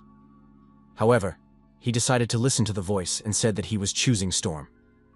The man said that Storm was just a basic technique, and the reward value of his information was higher. Does he have any other wishes? The man gave our hero gold and said that in this way he would make up the difference in price. After the people said goodbye, our hero asked the skeleton if he could get the undead race skills. The skeleton reminded him that the undead race skills require the soul to have fire. Then you can use them. Shenya said he was interested in the shadow skill. The skeleton said that he had it, but it was useless in its use. In addition, it requires a lot of dexterity and spiritual power. The young man put his points into strength and agility. His characteristics were redistributed. The guy decided to find a quiet and deserted place so no one would notice him and use the shadow technique. The young man wondered, is this really the shadow technique? It looks intimidating. There are no other advantages. Shenya thought that he had already mastered Deer Under the Moon, Storm, and Shadow technique. Only Thunderclap remained. I wonder what would happen after he collected all these skills. A knight approached our hero and said that he had finally found a boy who had survived adversity. The knight congratulated the young man. Because of his brave act, the king personally decided to award him with a badge of bravery and a letter of recommendation. Shenya didn't understand why he wanted to do this, but he thanked the king and said that he would work very hard for the good of the kingdom. The knight said the lad could go with the troop returning to the capital or go on his own. Shenya once again thanked the king for his kindness. Now he had enough money to live in this world. The gold he just received can now be taken home to help his family. This completes the journey to the other world, and it is time to return. The assistant said the gold was converted into money and deposited into the specified account. Mom called and asked, why did Xiaoye transfer so much money to her? Where did he get them from? The young man replied that it was a subsidy he received after joining the company. He decided to transfer them to his parents to use. Our hero saw that he had a backlog of messages. He hadn't checked his phone since he entered the nightmare world. Among others, there was a message from Zhao Yibing. The girl wrote that it was all her fault and apologized. She suggested going to the movies in the evening. The young man replied that he wrote to let the girl be realistic. She is too far away from him. Hao Yu also wondered if a friend wanted to celebrate the signing of the contract in the evening. Shenya thought that he was now in the crosshairs of criminals. Suddenly leaving the company and participating in activities is very dangerous. Our hero thought that although the original owner of this body had already died, but the friendship between him and Chen Haoyu was still intact. He feels this feeling of sincere and pure friendship. He had never experienced such a feeling in his first life. Chen Haoyu asked for permission to look at the company. This is his main dream. The guy realized that it was possible to enter here, and it was very safe. He decided to satisfy his friend's curiosity and spend time with him. Shenya wrote that a friend could come over and they would have dinner together. Haoyu replied that he would be there in 10 minutes. In the lobby of the company, our hero saw a lot of people. The energy of these people was different. Could it be that these were the people with qualifications? The ones Mr. Qian was talking about. The thug asked our hero, is he the new guy? Shenya confirmed and added that he shouldn't have disturbed these people with his gaze. Gromila said it was all right. When he was a rookie, he used to look at his elders like that too. Shenya assumed that the interlocutor wanted to become like them. The thug noticed that when he looked at them, he only felt a sense of hatred and a desire to tear them to pieces. Shen Ye thought, this is what a professional of his craft is like. His power was astounding. A girl approached the young men. The bully changed his expression. The big man said hello and asked if Vina was working today. Would she like to have dinner with him? Vina pointed her gun at the bulky man's face and told him to get lost. If he kept after her, she'd rip his skin off like she had that demon a few days ago. Wenna told our hero that somehow you wanted to see him. The guy passed the background check. Should we let him in? Shen Ye said that he was a classmate and could be let in. The girl said that she would let him in now. Shen Ye stated that he could meet him himself. Wenna said that it couldn't be done. Mr. Qian instructed that it could be dangerous and Shen Ye should be guarded. Chen Haoyu said that it is very luxurious inside. Brother Ye is now very rich. Shen Ye said that in the future, the friend could come any time. Haoyu said that his friend caused great excitement in the school after he signed the contract. Haoyu said that he wasn't hungry yet and was willing to see the place where Shen Ye lived. There were many young people in the elevator. Shen Ye said that they were going to the 105th floor. The phone received a message from Xiao Mengyu. When the young man was subjected to an abnormal attack in the hospital, the nurse saw everything that was happening, but then disappeared. A corpse with a disfigured face was found. But it's not her. It's being identified. The girl also sent the CCTV footage. She speculated that it was because of Shen Ye that the nurse's corpse was destroyed. The stranger in the video was the one with glasses who was discovered earlier. Xiao Mengyu said that this person was acting very strange at school the previous morning, as if he was looking for something. Shen Ye thought back to what he was doing yesterday morning. Why was Chen Haoyu looking for him? He remembered he was in the nightmare world at this time, so he suddenly couldn't find him as he went around the entire training building. Chen Haoyu looked at his friend and asked what he was thinking. Stepping out of the elevator, Haoyu said that he had never climbed to such a height before. He envies Shen Ye who lives so high up. Chen Haoyu was in a hurry. He wanted to quickly see the dwelling where his friend was staying. Suddenly, Chen Haoyu swung around and hit his friend on the head. However, the punch failed. Haoyu was surprised. Was it really an illusion? Did this guy really possess such powerful techniques? Shen Ye retaliated by striking his companion. Haoyu flew far back. The player has distributed characterization points and now has 3 types of abilities available to him at once. Shen Ye can now create a shadow that looks exactly like him. His movement speed has increased by 1/3. Our hero said that the person in front of him was not Chen Haoyu. The villain laughed and said that Chen Haoyu had already died. Removing the mask from his face and snatching the knives, the villain said that Shen Ye would soon go to his friend. Shen Ye was not confused and repelled the enemy's attack. With a kick of his foot, he threw the villain far away from him. Our hero realized that the criminal had a hidden skill to counter his opponent and pulled out a gun. The villain laughed. It turns out that this kid even has a gun on him. But unfortunately, the skill of the gun leaves a lot to be desired. Shen Ye won't be able to hit it. The internal security system has raised the alarm level on the 105th floor. All professional fighters need to immediately go to the scene and check everything. Shen Ye told the criminal that he didn't shoot to hit him. Security has been alerted to shots fired on the 105th floor. We need to check it out. Vina appeared near our hero with a gun in her hand. The girl was angry. How had this criminal been able to lead her? After all, she had examined him very well. Who would have thought that he had taken on a foreign appearance? Wenna pinned the villain against the wall and told him to spill everything. What is his purpose? Who sent him? Why does he want to kill Shen Ye? Otherwise, we'll have to skin him. The villain laughed and said that she wouldn't learn anything from him. After that, white foam came out of his mouth. Vina said he chewed and swallowed the poison hidden in his mouth. He destroyed himself. Vina stated that she had never seen anyone have such a quality disguise. Not only did he fool the security system, but he managed to fool her as well. We'll have to report this to the proper authorities. Now we need to look for more evidence. After a while, it was reported that the tech department had decrypted everything. This guy was a hitman with excellent skills. He has nothing to prove his identity. There's no information about him in the database either. Wenna said she can't do anything about it. Qian said, "That's not surprising. His leather skills are so good that even the company's security system didn't find out his real identity." Shen Ye said that he would stay here for a while longer. Wen and Shen left our hero alone. Shen Ye activated the Dark Whisper and told the corpse to get up and answer his question. The corpse stood up and asked in surprise, "Could this guy really communicate with the dead?" The corpse laughed and said it was useless anyway. He wouldn't say anything. The skeleton said he was interested. This is the first time he's seen a corpse react this way to a dark whisper. Shenya asked what would happen if the villain didn't say anything. Skeleton replied that he hasn't encountered such a thing yet, but the show will be interesting. The next moment, the villain found himself crucified on a large slab of stone. The stove heated up and the corpse screamed in pain. Hands emerged from the stove and began to tear his body apart. The skin began to peel off the corpse, and he screamed even louder. The skeleton observed that whoever refused to speak to the Dark Whisperer would be doomed to eternal torment. The flames would burn for 100 years, and that was not all. Next, all kinds of tortures will be applied one after another. Each torture will last for 100 million years until the spirit opens its mouth. But this time will last for the perpetrator. For them, only a few moments will pass. The corpse shouted for them to stop. He was about to tell all. The torture stopped, and the corpse of the criminal was back in the same place. The villain told everything he knew, from beginning to end. A few minutes before, on the roof of the girls' dormitory, Mr. Han had asked the young lady on the phone, "How were things going?" The young lady replied that everything had been done as instructed, but nothing had ever worked out with Shen Ye. He had been recruited by a martial arts company, and she was just a schoolgirl. Therefore, she is powerless in this situation. Han said she should be at the Gillen Hotel at 7 o'clock tonight.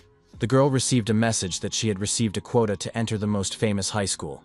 She thanked Mr. Han and said she would definitely go. Xiao Mengyu suddenly appeared behind the girl's back. She told the girl to give her the phone and asked who she was talking to. The schoolgirl wondered who she was and why sneak up on her like that. Why should she give her anything? Xiao Mengyu said that she knows what Zhao Yibing is most proud of. Not her accomplishments, but her face. The girl must give her her phone, or her nose will be cut off now. Zhao Yibing said she won't let it go. This rascal will be arrested because she will report to the right place. Xiao Mengyu took out her phone and checked its contents. She also contacted Shen Ye and asked if there was any news. Our hero replied that he had caught and interrogated the killer, who had confessed to everything. Zhao Yibing heard her classmate's name and wondered, "What's going on here?" The assassin said that they, the assassins from the Assassin Association, had recently received a joint assignment. The purpose of the assignment was to kill Shen Ye, but to make it look like he died in an accident. They put on a real show in the hospital, which required his colleague to secretly destroy the young man. First, they destroyed Chen Haoyu to lure Shen Ye into the hospital. He was supposed to die while still there. But things didn't go according to plan. This led to the fact that they not only needed to destroy Shen Yi, but they also needed to find out why their method didn't work, as well as gather all the evidence. At this point, a policeman found them, so they tweaked their plans, but everything failed again. Shen Ye inquired, "Why was the captain's corpse hidden there? Where did they put Chen Haoyu's corpse?" Xiao Mengyu said that she found the student's corpse in the school's sewer. Shen Ye said that he was interested in the name of the customer. The criminal corpse said that only the person in charge of the mission knows all the information about the customer. Shen Ye inquired, "Where is this person in charge?" The villain replied that he is called Skinner, and he is a very famous hitman in the underworld. The villain added that he was his test subject for his skin experiments. He went to a maple forest near the western suburbs because there is a girl there as a caregiver. He is going to destroy her. Shen Ye asked what his weakness was. The villain replied that his strength is unfathomable and doesn't know what his weaknesses are. Shen Ye asked, if he was so strong, why didn't he come in person? The villain replied that his status and position in the world of assassins did not allow him to smear himself on a rookie. Otherwise it would become a stain on his professional career. The perpetrator said the Skinner has one unique habit. He is actually a cannibal. Xiao Mayunyu said she would meet with this Skinner and cut off the phone call. The criminal laughed.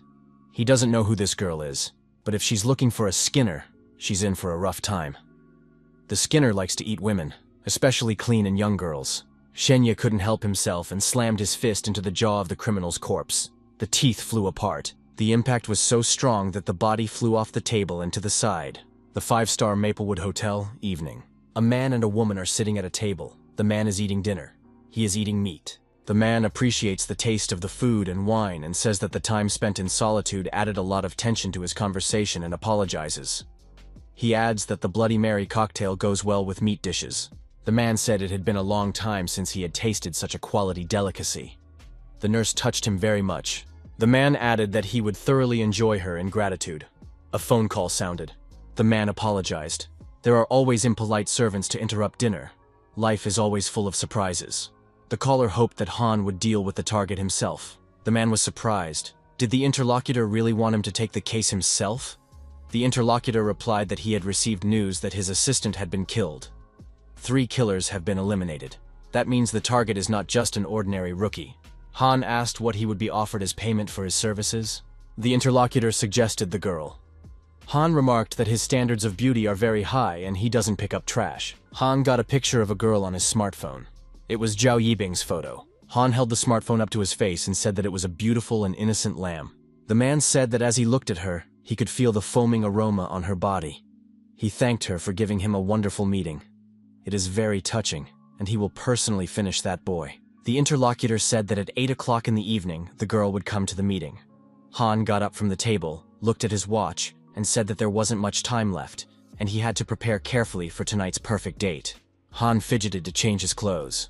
He needs to take a shower, change his perfume, his tie needs to be changed too, and his socks. He needed to brush his teeth thoroughly, or he wouldn't be able to taste the real flavor. Han walked up behind the nurse sitting at the table and said that he had almost forgotten the most important thing. Han pointed his hand at the girl and said that their relationship was over. The girl's body was at the same moment dissected by strange threads. The man added that he could not let her upset his guest. Shenya got the message. Fingerprints match, brainwaves match, face matches. The identification is confirmed. A phrase must be spoken. It will be a unique summoning. Saying it out loud will activate it. The guy thought that in just 10 steps, a man could give up his life. Ghost Rider's motorcycle appeared in front of our hero. Qian said that it was very cool. Shenya asked what are the characteristics of this motorcycle. Qian said that among other things, it has a proprietary Angel Wings flight system. You can switch between automatic and manual control, and the flight time is up to half an hour. Shenya sat down behind the wheel and thought that if the motorcycle was red, it would look even cooler, like a bright flame. In the same instant, the motorcycle changed color and turned red. The young man was surprised. Turns out it was also changing color. It was a brand new body made of color-changing dragon material. Shenya said that this motorcycle was very cool, but he would still need to learn some sword technique. Qian said that Kunlun thought that the young man's situation was very dangerous, so he provided the newest model of motorcycle to escape. Shenya inquired, "If Kunlun knows his situation, surely he knows who wants to deal with him." Qian replied that even if he knew, he would not interfere in such trivial matters. He must constantly monitor the survival of human civilization. Only if the young man showed value would he give him a reward, or exchange the information he was interested in for something. Shenya thought that if a person in this world had no value, then no one would care about him. "I wonder how Xiao Mengyu and the Skinner are doing." Qian said for the young man to rest tonight and not go anywhere. Tomorrow morning, he would be taken to the exam site. His floor will be closed tonight. No one is allowed to go out. Xiao Mengyu and Zhao Yibing appeared in front of the 5-star Maple Forest Hotel. Zhao Yibing thought that she had brought this girl here.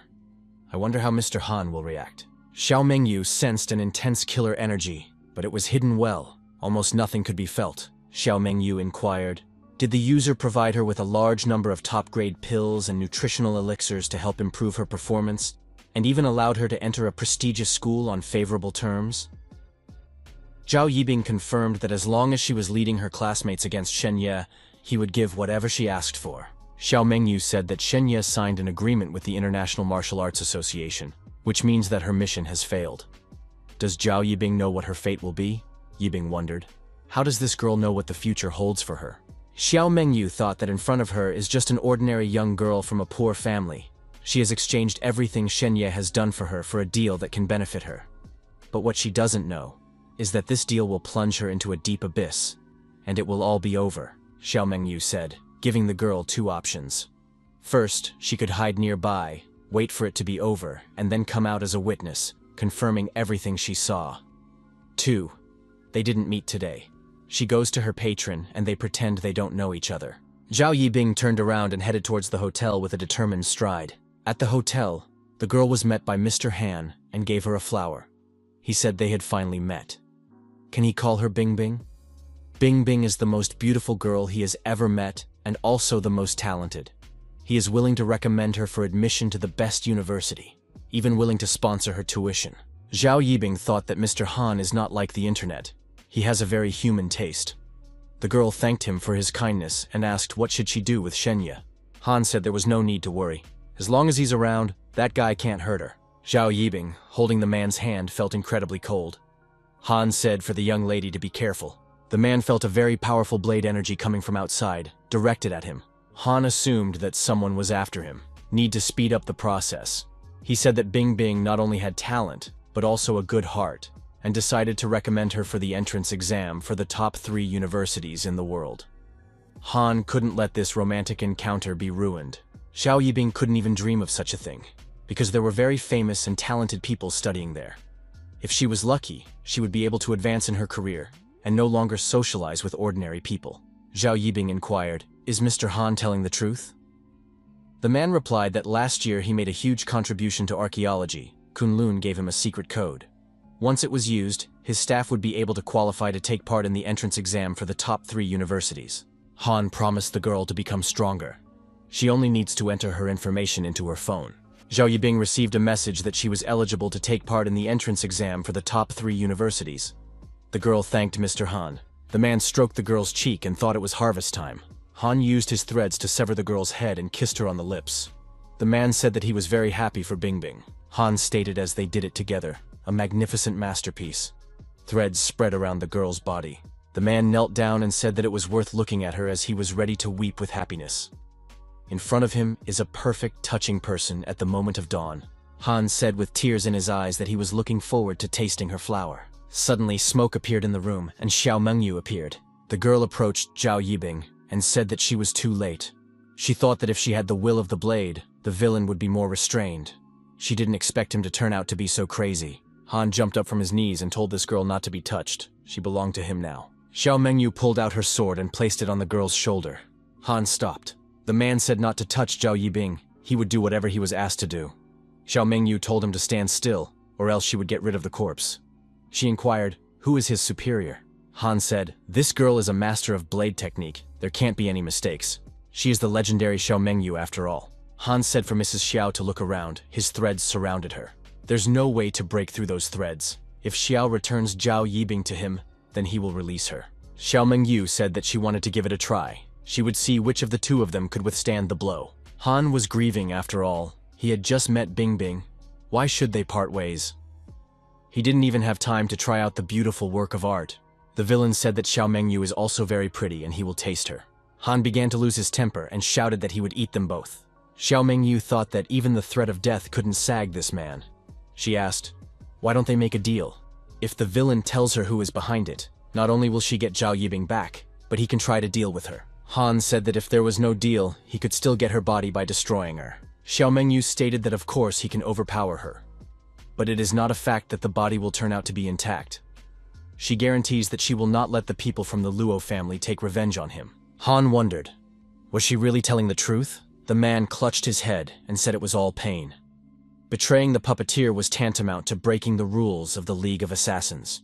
He would also face persecution from the League in the future. Xiao Mengyu asked, "Is he really scared?" Han said it's impossible. To get her, he is willing to make such a sacrifice. Just the thought of holding her tightly, giving her countless passionate kisses fills him with excitement. Xiao Mengyu said that her blade would cut him open. Han stated that even her voice excites him. This is truly a marvelous night. He is amazed that he can put together 2 beautiful works of art. Han took Zhao Yibing in his arms and said that the moment he spoke the puppeteer's name, their feelings would start to fade. Before that happened, he would like to send the girl to a safe place. He would then devote all of his time to Xiao Mengyu. Our hero was interested in how Xiao Mengyu was doing. She can't be reached for some reason. He's definitely not her rival. But what if the girl is in danger? Shenya asked the skeleton if Xiao Mengyu had any chance against that assassin. The skeleton replied that the girl would fail. The guy was surprised because he had seen her blade. It could even split the sky. The skeleton said the girl couldn't dodge his blows. This assassin is a worthy opponent. His experience and strength are superior to Xiao Mengyu.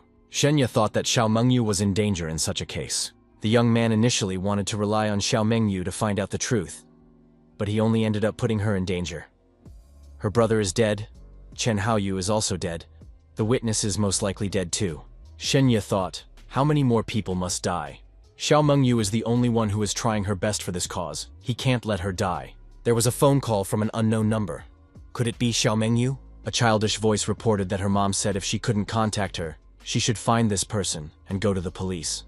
Shenya inquired, "Who is this person?" The girl said that her mom was the nurse who saw the guy encountering the ghost that day. Shenya thought it was the daughter of the witness. She left her contacts at the front desk. The girl stated that her mom said she would go to the mausoleum in the west and wait for her there. But she can't get through to her. Shenya asked the girl where she was. The girl replied that she was in a cafe near the mausoleum. Shenya stated that he would be there soon and added for the girl to call the police. The skeleton said for the man to be careful. Shenya said that he should check everything anyway. Our hero put the motorcycle in the vault. The young man thought if things went badly, he would just get a motorcycle and ride away on it. He decided to take the blade with him. The skeleton said it was dangerous out there. What would he do if the man died? Our hero stated that he could only get information by force. If he wants to get to the truth, he must rely only on himself. The skeleton said it was useless. There's 105 floors here. The guy's not going to make it. Our hero came to the edge of the roof and set all his characteristics to agility. The skeleton asked, "He's not going to jump, is he?" A jump from that height would be disastrous. Shenya said that he has to do something. This sky full of clouds and lightning was his best cover. The guy pushed himself off the edge and jumped down. The skeleton called out for help out of fear. The young man thought it would rain during the night. The skeleton said that if the man died, he would invoke the powers of necromancers to resurrect him and make him a mindless corpse. Shenya activated the gate in front of him. The guy got through the doors into the hallway and stopped the fall from the skyscraper. In the next moment, he jumped out of the gate again and continued to descend downwards. As long as he opened the gate at a safe height as he fell, he could use the nightmare world as an aerial platform to unload his power. By repeating this over and over again, he essentially created countless fulcrums in the air. After these manipulations, our hero made a smooth landing. The skeleton called the man sick because he did not part with his life out of fear. Shenya said he was sure the skeleton was shocked by his power. The protagonist took a motorcycle out of storage and headed in the right direction, towards the mausoleum. The young man said, "Every 10 steps, one dead body." The password was successfully confirmed. Shenya reached the western edge of the city very quickly. The young man entered the cafe and, seeing the girl, asked if she had called him. The girl asked if he'd seen her mom. She still can't reach her. Shenya replied that he was now going to go looking for her. Did the girl call the police? The child said she did, but no one answered. Shenya also couldn't get through to the police. How is this possible? The girl once again asked if the guy would help her find her mom. The girl said that they had been living alone with her mom for a long time. The boy said that he would first take her to a safe place, and then he would go in search of her mom. Shenya said for the motorcycle to take the girl to the organization and then return to him. There was a rearrangement of the route. The girl would be taken to the target in 5 minutes. Shenya said to the girl not to worry. The place she will be taken to is very safe. The guy promised that he would find her mother, but in the meantime, the girl should wait in the organization. After the motorcycle left, Skeleton wondered if the man would really be looking for this woman. It was a waste of time. This little girl had nothing to do with him and would likely be a burden. Why help her? The protagonist said that the girl's mother had nothing to do with it. Everything happened because of him. The skeleton noticed that the man was too kind. The young man asked if Skeleton had noticed anything strange in the area. Skeleton replied that now he too felt uncomfortable. He could feel the energy of life, but since they had entered this neighborhood, except for this girl, he had not seen a single living soul.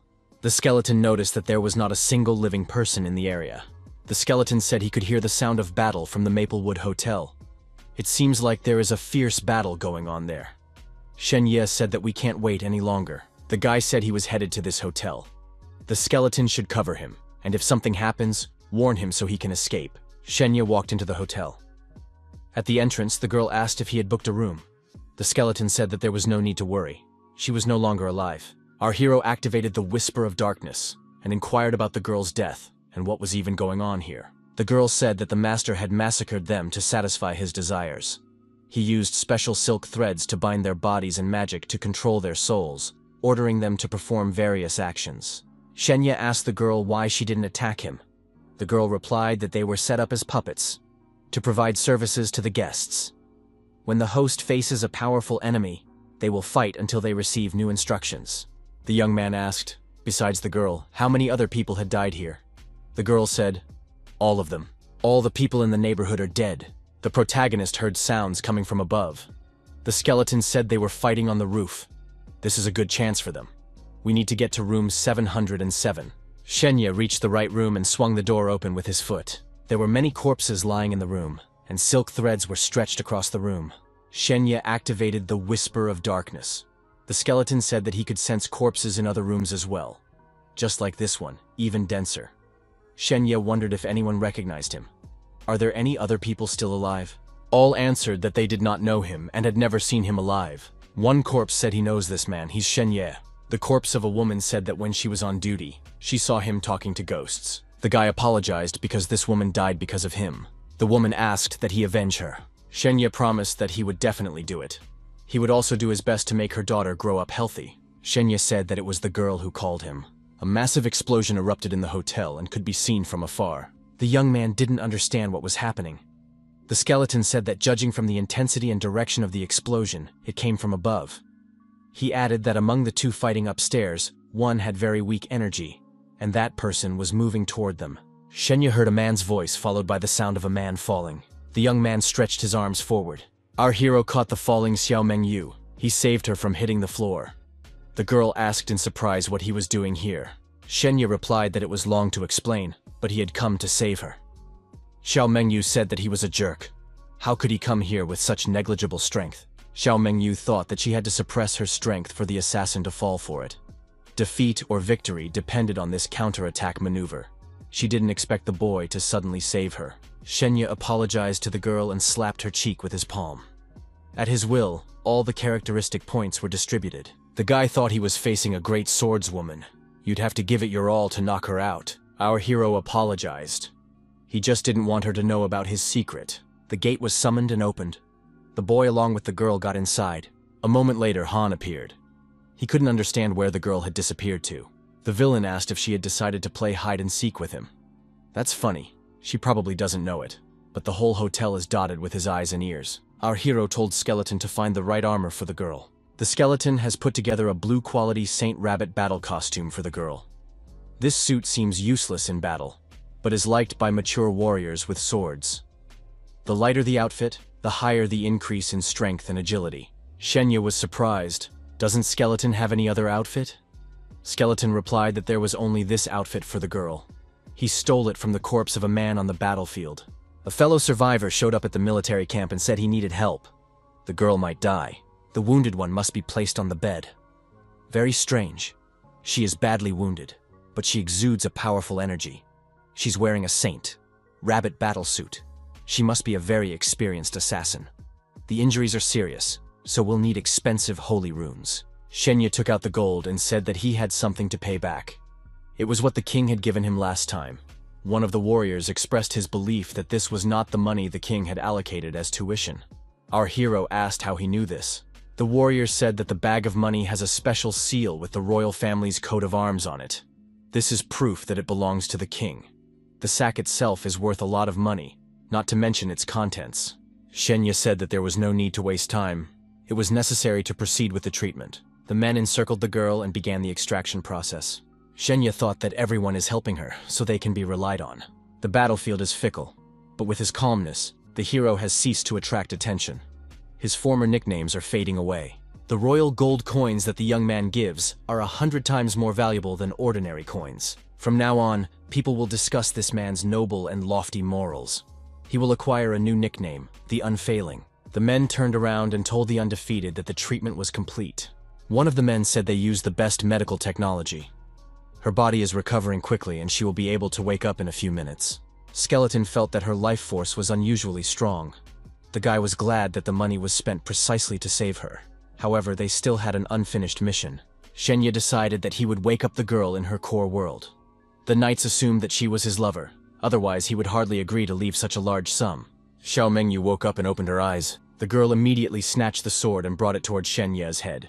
She asked what he was doing to her. Shenya explained that it was a healing technique. It was only effective in a stunned state. Xiao Mengyu noticed that her wounds had healed. The girl said that she was wrong about this guy. He apologized for the sudden blow, however. That killer would be here soon. Would she still be able to fight? Xiao Mengyu declared that she would destroy this criminal. Shenya's healing technique was very powerful. She had never felt so revitalized. The guy thought that perhaps the healing she had just received had given her a special boost to her characteristics. Shenya said to Xiao Mengyu to remember to find out who the puppeteer was. The girl replied that she already knew that. Suddenly, the villain appeared and said that he had finally found her. Shenya was also here just in time. Xiao Mengyu said that if a young man didn't have strong skills, he could leave. Shenya wished the girl good luck and agreed that it was better for him not to engage in a fight. He said goodbye and left. Xiao Mengyu thought that the young man's talent was in healing, so she would have to handle it on her own. The girl grabbed her sword from its sheath and prepared to confront the assassin. Han was surprised at her abilities. After all, she had been seriously injured. The villain said he understood everything. Shen Ye first unleashed his power, then knocked down half of the tower to help it heal. It was now clear that this guy was far from an ordinary boy. Xiao Mengyu was surprised. Did the young boy really demolish half of the building? That couldn't be. He said it wasn't a big deal. Nothing attracts him like his fish. Her resilience and will make him blaze. The wound she inflicted on him is now frantically rejoicing. Han shouted he wanted to continue the entanglement. The men continued to discuss the young man. The ruler treats him well for giving him so many gold coins, although he generously gave them all this wealth for the sake of his friends. Did they do the right thing? One of the men told them not to worry. He put some coins in her bag during her treatment and only took 1/10 of it. He also added her friend's blessing of strength for 3 hours. Each of the men admitted to giving various blessings to the girl. Did that girl really collect all the blessings? But in that case, it would become a supreme enhancement magic. A holy summoner can double the effect of all blessings and extend their effect for 3 hours. However, it is a magic that can only be used by members of the royal family. Illegal use is a serious offense. We can't let others find out. Now it can be said that they have befriended this unfailing boy. Xiao Mengyu, using the reinforcements and additional skills she received, began to fight the assassin more aggressively. The girl also noticed that the speed and strength of the killer's silk threads had increased. Compared to how it started, his attacks had become twice as fierce. But how could he increase his strength? From the beginning, a continuous sound was heard.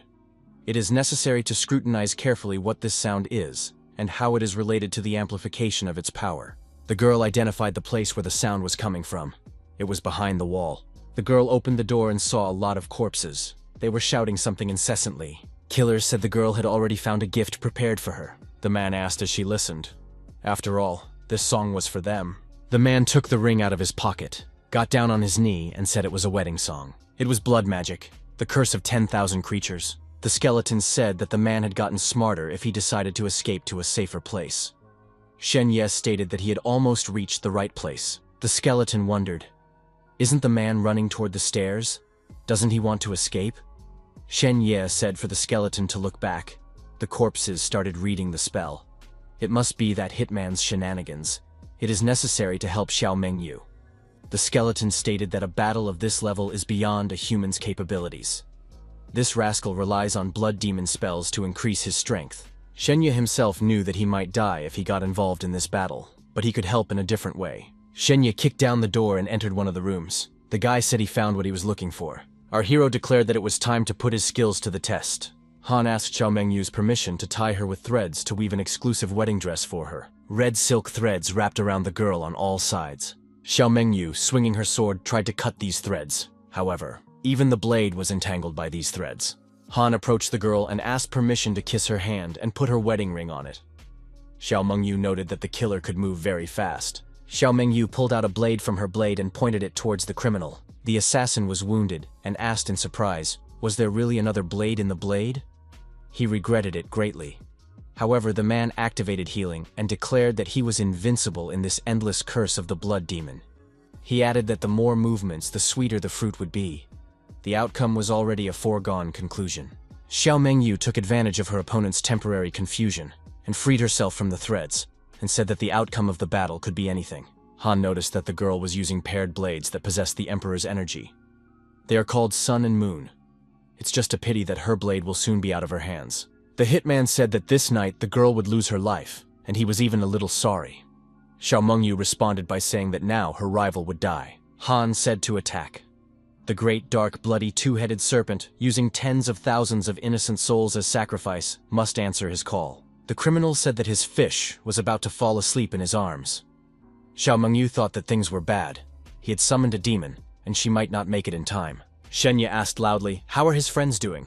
Han and Xiao Mengyu wondered, what's going on? What's gotten into this guy? After all, he had run away. The young man said that whoever hears his call must answer. The corpses shouted something loudly in one voice. Our hero pre-activated the Ghost Whisperer. The corpses said that they were in pain, desperate, and asking for help. The killer's facial expression immediately changed. The villain wondered, why had someone interrupted his curse? At this moment, Xiao Mengyu swung her sword and came dangerously close. Han was hit in the upper body and cried out loudly in pain. Xiao Mengyu turned around and said that the killer had come to an end. Han laughed and said that wasn't true. He couldn't be destroyed that way. The girl was surprised. Her powerful blade strike failed to destroy the assassin, so he has some kind of armor. The corpses started muttering curses again. Han said that this kid interrupted them, but he intends to continue. Shenya asked loudly into the microphone, could the gentleman corpses sing happy birthday? The young man's voice echoed throughout the house. The boy suggested that everyone sing together. All the corpses agreed and picked up the song. The villain was puzzled. What was going on? What about his curse? The song began to grow louder and louder. All the corpses sang happy birthday in one voice. Han shouted in rage that he was about to destroy this Shenya. Han was furious and stomped his foot on the floor with all his might. Cracks spread out in all directions. Xiao Mengyu thought it was a bad thing. The killer wanted to find Shen Ye. The skeleton said to hurry up. It wouldn't be long before this villain got to him. Shenya put on his headphones and ran out of the room, starting to move around the building. The guy asked if the corpses remembered their most favorite songs, and if they could sing them without stopping. The corpses began to perform songs, each singing something different. At some point, Han appeared in front of our hero. The villain said that he had finally found this boy. Xiao Mengyu said that she would apprehend the criminal and Shen Ye should run away. The guy noted that the girl had appeared here quite quickly and wished her luck again. The villain said that if the young man dared to run away now, he would have to massacre his parents. Xiao Mengyu told the guy to ignore him. Han added that he would do what he promised, right in front of his eyes. Han continued. He said he would rip off their skin and he would do it immediately. Our hero gave the villain the middle finger. Shenya hid in a secluded place and pondered what he should do. The skeleton reminded him that the man was not trained in any fighting styles, and it would not be possible for him to get involved in this battle. If he took part, he would be destroyed. The whisper of darkness is just a fluke. You shouldn't think too much of yourself. Shenya said that the skeleton was right. But if he became a skeleton, would he be able to overpower the enemy? The skeleton replied that if he was in full bloom, he would swat that assassin with one hand. The skeleton added that it was pointless to talk about it now. He was too badly wounded and couldn't use his hands. It was better to think about how to escape. Shenya suggested that in that case we talk about another case. The guy reminded me that they have an agreement. Now he wants to make a deal. Shenya said that he would help the skeleton recover his strength, and the skeleton should help deal with the hitman. Guy reminded the skeleton that he could use special spells to materialize a sacrificial city and imprison spirits or life forces within it. The skeleton noted that this method required a lot of energy. The skeleton wondered, did the man really want to use the corpses from the hotel? Shenya inquired if these corpses met the conditions for healing. The skeleton noticed that the souls here had been restrained by that guy using magic. A supreme power could be extracted from them. But he has lost his powers and can't make these corpses sing sacrificial speech. Our hero stated that he will figure something out. The skeleton said that the whole spell process takes time. Shenya replied that he would take his time. The skeleton stated that he was afraid. The man might accidentally die. The young man replied that in such a case the skeleton could use the magic of the dead to turn him into its slave. Skeleton agreed to enter into a contract, and it was immediately executed. Shenya told the skeleton to now say the curse. He would record it and let the spirits listen to it. The skeleton noticed that they usually sang. Did the man really want to use such a soulless and emotionless method? Shenya said that recording is the safest way. The companions agreed. Our hero distributed the characteristic of dexterity. Shenya asked the corpses to calm down. He was going to play the song. They should listen carefully and repeat word for word. Not a single letter should be mistaken. The whispers coming from the depths of the underworld through the skeleton-like souls will help break the barrier between life and death. At this great feast of souls, he merges with his bones into infinity, crying out for the mercy of the Most High. The young man asked that the mother of grim bones, the king of corpse eaters, the overlord, bless him, and then his power would resound in every moment of life. He said that this was the end of the words, and now they must be spoken together. The whisper of darkness was activated. The corpses began to repeat the words that had just been recorded and spoken. Han said that it was necessary to put an end to this. How can this guy control the corpses? The skeleton said it worked. The spell worked. Now we have to wait until the spell is finished. This is the most important step. Now the young man must dodge the scrapper. He will try to stop him at any cost. The skeleton told the young man to run after the corpses to the top of the stairs, the place where souls congregate. Shenya saw that the pursuer was already close, and the distance between them was shrinking. Killer shouted that the boy would not escape him. Xiao Mengyu, swinging her swords, appeared just in time. Han was stabbed in the back with a blade, and as he bled, he lost his balance and began to fall. However, the next moment, the villain was on his feet again and continued his pursuit. The girl thought that this maniac was obsessed with the desire to destroy Shen Ye. He was rapidly approaching, using punches to shorten the distance. Han shouted that this boy would not be able to escape from him. Shen Ye managed to hide and slammed the door behind him. The villain stopped and looked around, not realizing where the boy had gone. The corpses kept repeating the words of the spell. Time was working against the villain. Our hero found himself in close proximity to Xiao Mengyu. Shen Ye told the girl that he relied on her. Han shouted, "Did this boy dare to deceive him? Then he would tear him to pieces now." The skeleton said it had worked. Now the dead must voluntarily direct their willpower at him, and he could regain his true power. Shen Ye told the corpses that the moment of revenge had arrived. They have only one chance. They need to give him their power. Our hero urged the corpses to gather and activate. We need to do this together. Xiao Mengyu attacked the killer and injured him. However, the man continued to advance towards the young man. The girl shouted for Shen Ye to be careful. Han doesn't even think about the consequences. Han approached the guy and punched him through with a powerful fist strike to the chest. However, in the next moment, the villain realized that the person in front of him was an illusion, not a person. The young man was in another part of the room and continued to summon corpses. Shen Ye said that together, they would be able to destroy this rascal. All the corpses were screaming for revenge. Han declared that it couldn't be destroyed. Are they really joking? Suddenly, a huge sword pierced the villain and pinned him to the floor. Blood spurted out in all directions. Xiao Mengyu didn't understand what it was. Skeleton said it wasn't a joke.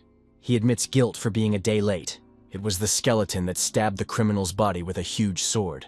The protagonist stood on the shoulder of a giant skeleton. He said that the villain had been destroyed and there was no escape. Shen Ye stated that the rogue died in front of those he had destroyed earlier. Han recognized that this was a disaster. There was no way a young man could possess such power. Xiao Mengyu realized what this guy's trump card was. A calamity had been activated. Shen Ye told the skeleton that it was time to finish. The skeleton continued to swing his sword above his head. Han kept moving and said that he couldn't be destroyed. Silk threads were spreading out from his body in all directions. The skeleton wondered, did he really consider these strings to be his proud abilities? The skeleton called the villain a worthless ant, unworthy of even getting his hands dirty. He added that countless souls were begging for his help. They had been imprisoned for too long. It was time to give them their freedom back. The shower return mode was activated. The corpses began to behave inadequately. They were rising and making strange noises. Xiao Mengyu looked around apprehensively. What's going on? The skeleton said they were ghosts. It was time for revenge. Han, chained to the floor, couldn't get the corpses under control. He said that this young man had robbed him of his power. The villain's arm appeared to be wrapped in silk thread, and he began to climb upward. The skeleton said there was no way for this scoundrel to escape. The undead directed a powerful stream of fire at Killer. The skeleton explained that it was just a soul suppression spell. It could cause the soul and body of a living being to vibrate, temporarily depriving it of the ability to move. But it will do no harm. He was now just like all the other victims. The skeleton said that all the ghosts coveted his body. The skeleton added, "People think that destroying the guilty can end the hatred, but they don't know that the wave of revenge will not recede. The corpses will drag it into the abyss with their own hands." Han cried out that he didn't want to die and asked that the great gods save him. He was ready to give everything he had. The villain was thankful for the possibility of existence. But why would a great being reject him? Shen Ye said that Han is using magic. He must be apprehended immediately. The young man with the blade in his hand shouted for the skin peeler to accept his doom. He wanted to personally avenge Chen Haoyu. Xiao Mengyu shouted for the guy to exercise caution. Shen Ye inflicted multiple stab wounds and said that this time the villain would die. The guy laughed. Han had fallen for the same trick twice. The villain shouted, "Was it really a clone again?" Shen Ye pulled out a gun and pointed it at the criminal. However, our hero missed and hit one of the corpses. The young man apologized. He hadn't practiced shooting, so he missed. Shenya told the skeleton to use a fire attack and destroy the villain. The undead activated White Skeleton's embrace. Skeleton said that the moment Skin Peeler gasped for breath, something vague burst out of his body. Some kind of known creature was trying to attack. If he hadn't applied protective magic in time, the man might have died. The skeleton said that the dark shadows that appeared wanted to take the corpse of the Skin Peeler. Xiao Mengyu said that he wouldn't run away and rushed in pursuit. Shenya asked the girl to wait. The skeleton said that it was struggling to run, but it couldn't drag the man. However, who were those dark shadows? Could it be someone from the manor? The guy said it's not from the manor because the people from the manor are helping Xiao Mengyu, so there's definitely someone else. The skeleton said that there was no need to worry. The mysterious man is helping Xiao Mengyu. He has no evil intentions. However, you can use whispering and ask. Shenya turned to the friend who had reached out earlier and asked for help. The skeleton noticed that this person didn't want to show up. The young man saw a motorcycle down by the building, so the girl had already been taken to the martial arts hall. The motorcycle replied that the task was not completed. The purpose of the task was lost. The motorcycle said the target left him halfway down the road, fell into the street, and then disappeared. He doesn't know where it went. The skeleton said that the motorcycle was going fast, but the girl was able to jump off it midway. That proves she's an unusual person.